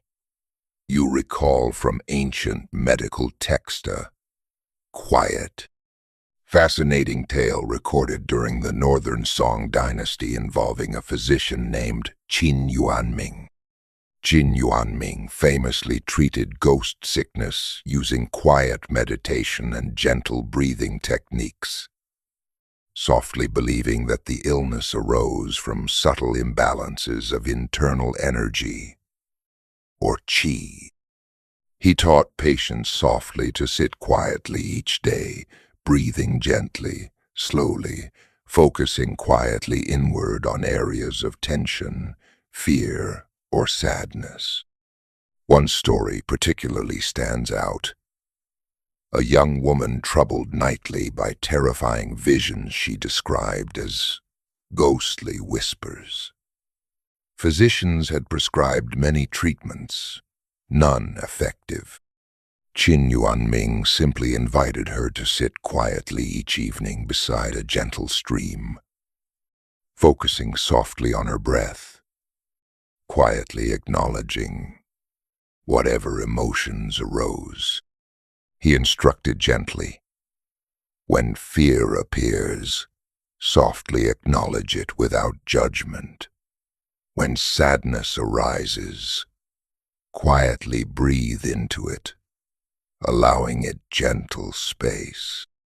Gradually, through daily gentle meditation, her symptoms quietly eased, replaced by deep inner peace.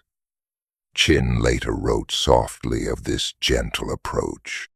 Ghost sickness is healed gently, not by fighting the invisible, but by quietly embracing it, softly acknowledging our emotions.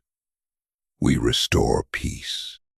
You reflect quietly on Qin Yuanming's gentle wisdom, softly recognizing again how ancient doctors intuitively understood what modern psychology now affirms. Gently acknowledging our emotional truths softly dissolves anxiety and fear, restoring quiet harmony. Back home, you gently decide to follow Qin Yuanming's quiet meditation method yourself. Sitting softly beside a lit candle, you close your eyes gently, breathing slowly, quietly inward. You gently notice subtle emotions rising, quiet worries, soft anxieties, hidden sadness. Each you softly acknowledge without judgment, breathing gently into them, quietly granting them gentle space. Slowly, your heart grows softer, more peaceful, quietly released from hidden tensions. You open your eyes gently afterward, feeling profoundly calm, quietly grateful for Qin Yuanming's gentle wisdom. Evening arrives softly again, stars quietly appearing in the darkening sky. You sit quietly by your window, breathing gently, softly aware of how deeply your quiet journey has healed you emotionally, spiritually, gently restoring your inner peace. Ghost sickness, you quietly realize now, was never about external hauntings. It was always a gentle call inward, a soft invitation to compassionately face your inner truths, quietly listen to hidden emotions, and gently reclaim yourself. Tonight, you quietly whisper softly into the gentle darkness. "Thank you for guiding me gently home." You sleep peacefully, deeply, softly, comforted by the quiet wisdom you've gained, gently knowing that from now on, ghost sickness will never haunt you again. Not because you've defeated ghosts, but because you've softly embraced them, gently understood them, quietly restored peace within your heart. You finally, softly understand completely. Ghosts vanish quietly, gently when we listen compassionately to our own quiet truths. Tonight, wrapped in gentle peace, you sleep softly, quietly smiling, deeply grateful for your quiet journey and the gentle wisdom softly gained. Another gentle dawn arrives, slipping quietly through your window like a whispered greeting. You awaken slowly, savoring the subtle transition between sleep and consciousness, a moment when the boundaries between dreams and waking life feel softly blurred. Your heart feels calm, gently anchored in a peace that's now deeply familiar, quietly comforting. You rise leisurely, softly beginning your morning rituals, washing, tea-making, quiet contemplation. As you sip tea gently, your mind softly wanders again, this time toward an intriguing historical figure you recently read about.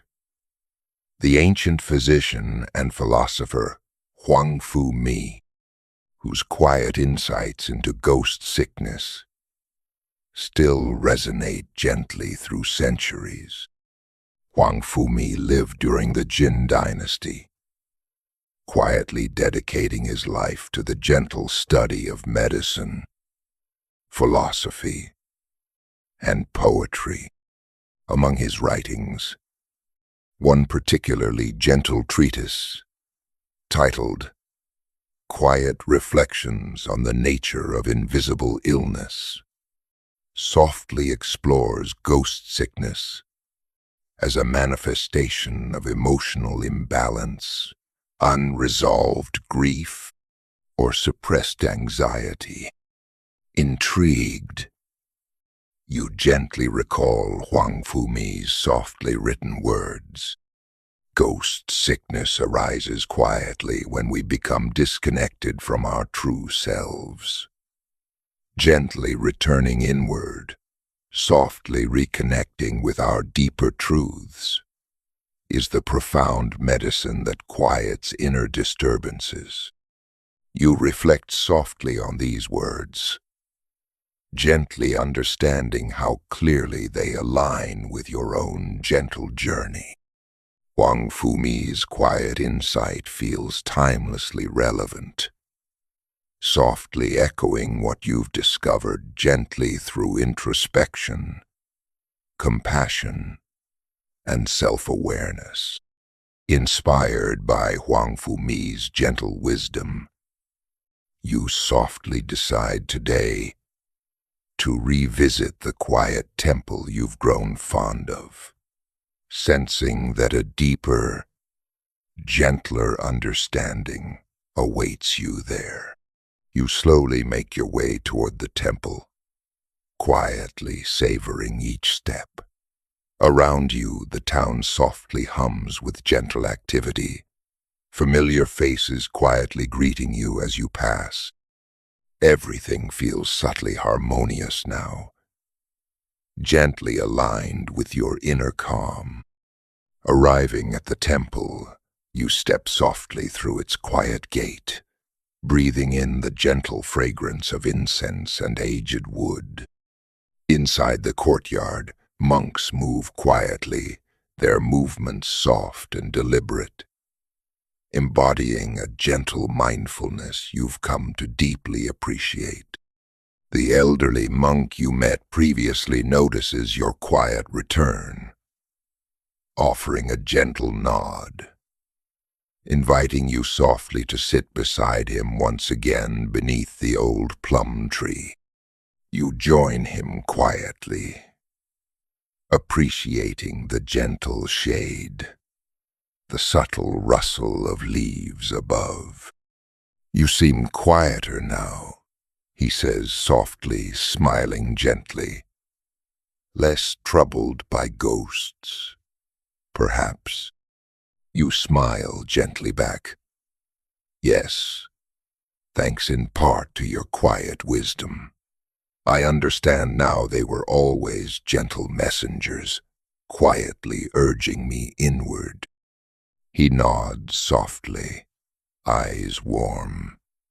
Ghost sickness is often a quiet invitation to deeper awareness, softly guiding us toward hidden truths. When we gently listen, healing quietly follows. You sit quietly together, gently absorbing the peaceful silence. Then, softly curious, You ask him gently, "Have you ever experienced ghost sickness yourself?" He smiles gently, nodding softly. "In my youth, many times, I quietly carried fears and regrets I didn't want to face. Eventually, I learned gently that healing begins when we softly accept all parts of ourselves, especially those quietly hidden in shadow." You pause gently, touched by his quiet honesty. "What helped you most?" He considers softly. "Gentle self-compassion, quiet acceptance, and the softly whispered understanding that everyone struggles quietly, carrying unseen burdens." You nod quietly, deeply moved. His gentle insight softly confirms everything you've quietly learned, reinforcing your gentle understanding of ghost sickness as a universal, softly human experience. You thank him quietly, feeling deeply grateful for his gentle wisdom. Before leaving, you softly offer incense at the temple's altar, quietly whispering a gentle prayer of gratitude for your journey and the quiet understanding you've gained. Walking slowly homeward, your thoughts gently return to Huang Fumi's quiet teachings. Inspired softly by his gentle philosophy, you decide to spend your evening quietly reflecting, gently journaling your insights, softly acknowledging the quiet truths you've uncovered. At home, as evening softly descends, you gently light a candle and quietly sit with your journal, softly beginning to write. Your words flow gently, quietly recording the gentle insights, quiet transformations, and soft understandings gained throughout your gentle journey. You gently write, "Ghost sickness taught me softly to embrace myself completely, to quietly acknowledge fears without judgment, softly welcome hidden emotions without resistance, and gently listen compassionately to my quiet heart." It gently revealed the power of soft rituals, quiet reflection, and patient self-awareness. It taught me gently that true healing emerges when we quietly accept all parts of ourselves, even those softly hidden in shadow. You pause softly, reading your gentle words quietly. They feel true, deeply resonant, softly affirming everything your quiet journey has taught you. Later, you gently close your journal, softly preparing for sleep. Tonight feels quietly special, almost like a gentle milestone, softly marking a new beginning. You sense deeply that your quiet exploration of ghost sickness has gently reached its conclusion, quietly leaving you with lasting wisdom, gentle self-awareness, and profound inner peace. Lying softly in bed, you quietly reflect once more on Huang Fumi's gentle wisdom, softly recognizing how clearly it aligns with your gentle journey. His softly whispered truth that ghost sickness gently arises from inner disconnection and quietly heals through gentle self-reconnection feels deeply, quietly true. As sleep gently arrives, softly wrapping you in quiet comfort, you whisper gently, softly to yourself, "Thank you, ghost sickness, for gently guiding me inward, softly teaching me to listen compassionately to my quiet truths, and quietly helping me reclaim inner peace. You sleep deeply, gently smiling, quietly, grateful. Ghost sickness no longer quietly haunts you, it has softly transformed into gentle wisdom, quiet compassion, and profound self-understanding. Tonight, your sleep is soft, peaceful, gently complete, quietly marking the gentle conclusion of your softly profound journey. Morning softly finds you again, your eyes opening gently, greeted by soft sunlight and quiet stillness. You remain peacefully in bed for a moment, quietly savoring this gentle awakening, aware today feels subtly different, like a soft, quiet closure to a long, profound journey. Rising slowly, you move gently through your morning rituals, washing, tea-making, quiet reflection. Each action feels softly meaningful now, deeply imbued with quiet gratitude for everything your gentle exploration into ghost sickness has taught you.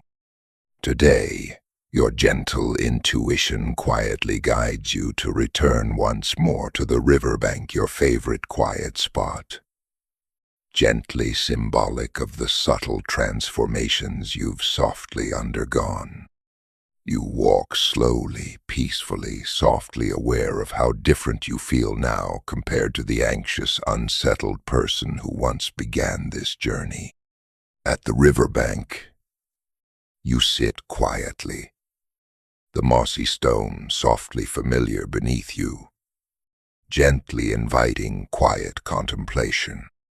The river flows gently, softly murmuring its quiet wisdom, quietly reminding you again of Liu Xiaofeng's gentle teachings about flowing with emotions, softly allowing feelings to move gently, naturally through your heart. You close your eyes gently, softly breathing deeply, quietly reflecting on everything you've softly learned throughout your gentle exploration of ghost sickness. You gently remember the soft, ancient rituals, the peachwood sword, herbal remedies, quiet charms and talismans, all gently symbolic, quietly representing deeper truths about emotional self-care and compassionate self-awareness. You softly recall the gentle historical stories, Zhang Liwen's sandalwood fires, Lu Guanghui's quiet storytelling, Qin Yuanming's gentle meditation, and Huang Fumi's softly profound insights, all quietly affirming that ghost sickness arises from hidden emotional truths, gently healed through quiet acknowledgement, soft acceptance, and gentle introspection. You gently reflect on your own quiet journey, softly facing hidden anxieties, quietly acknowledging subtle sadness, gently learning to listen compassionately to your quiet heart.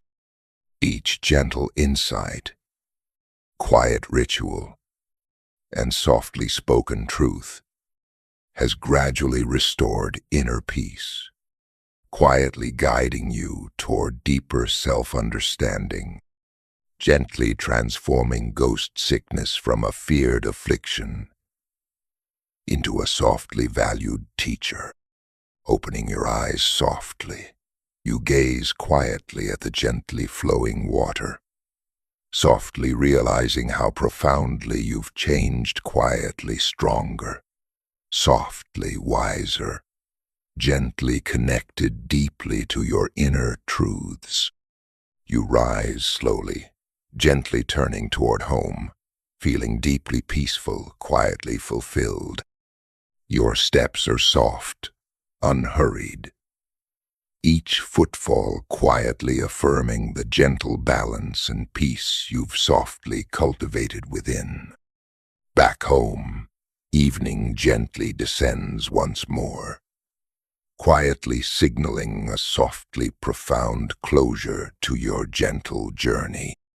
Tonight feels quietly special, softly marking the gentle completion of your exploration into ghost sickness, gently leaving you profoundly transformed.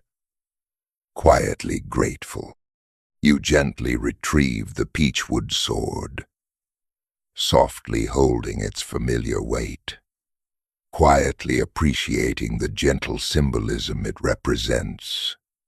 Not a weapon against ghosts, but a quiet reminder of the gentle courage, quiet compassion, and softly profound self-awareness you've cultivated. You softly decide it's finally time to gently return this quiet token of your journey to nature.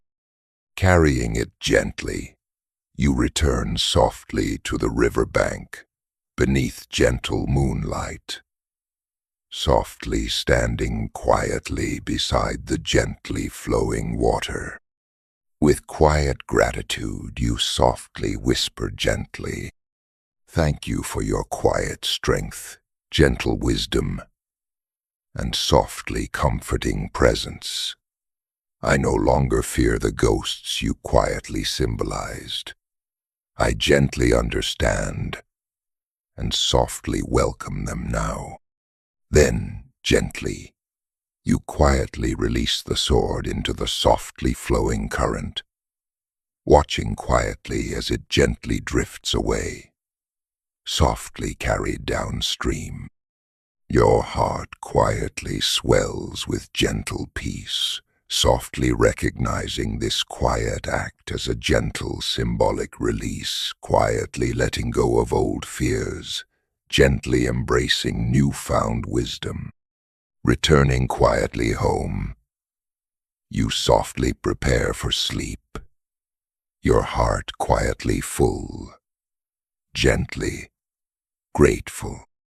Tonight, you sleep deeply, again softly peaceful, quietly comforted, gently aware your exploration of ghost sickness has quietly concluded, softly leaving you profoundly transformed, quietly wiser.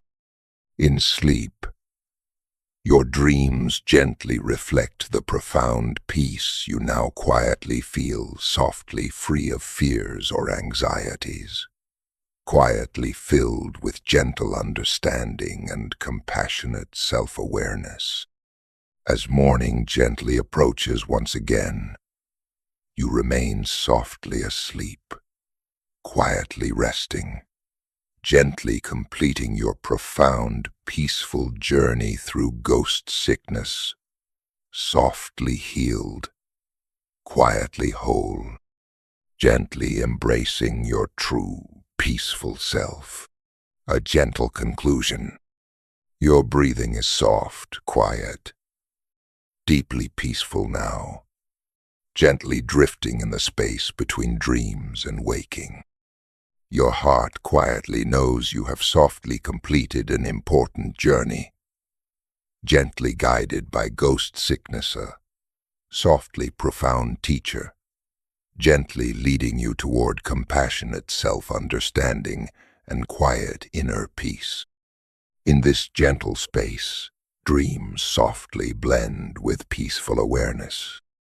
You gently understand now ghost sickness was never truly about ghosts, but softly symbolic of hidden emotional truths.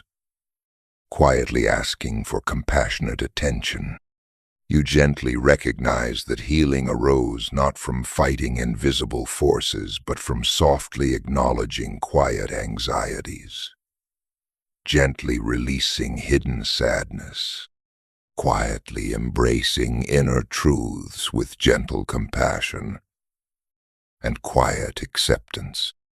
As dreams gently fade, softly replaced by quiet wakefulness, Your heart feels softly, quietly restored, gently balanced, softly at peace.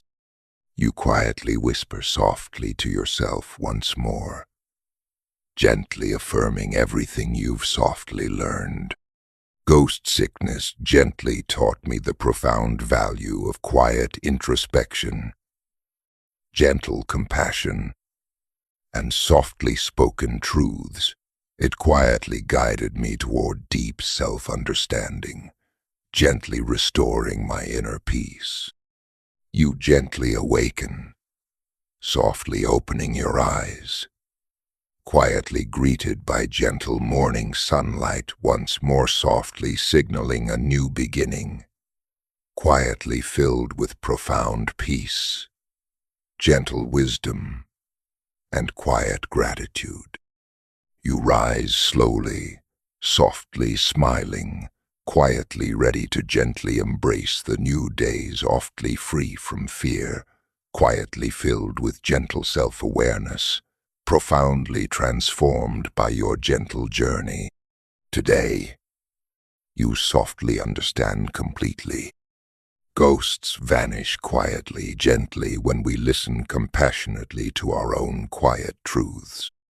Tonight, and always, you gently rest softly, quietly grateful, deeply peaceful.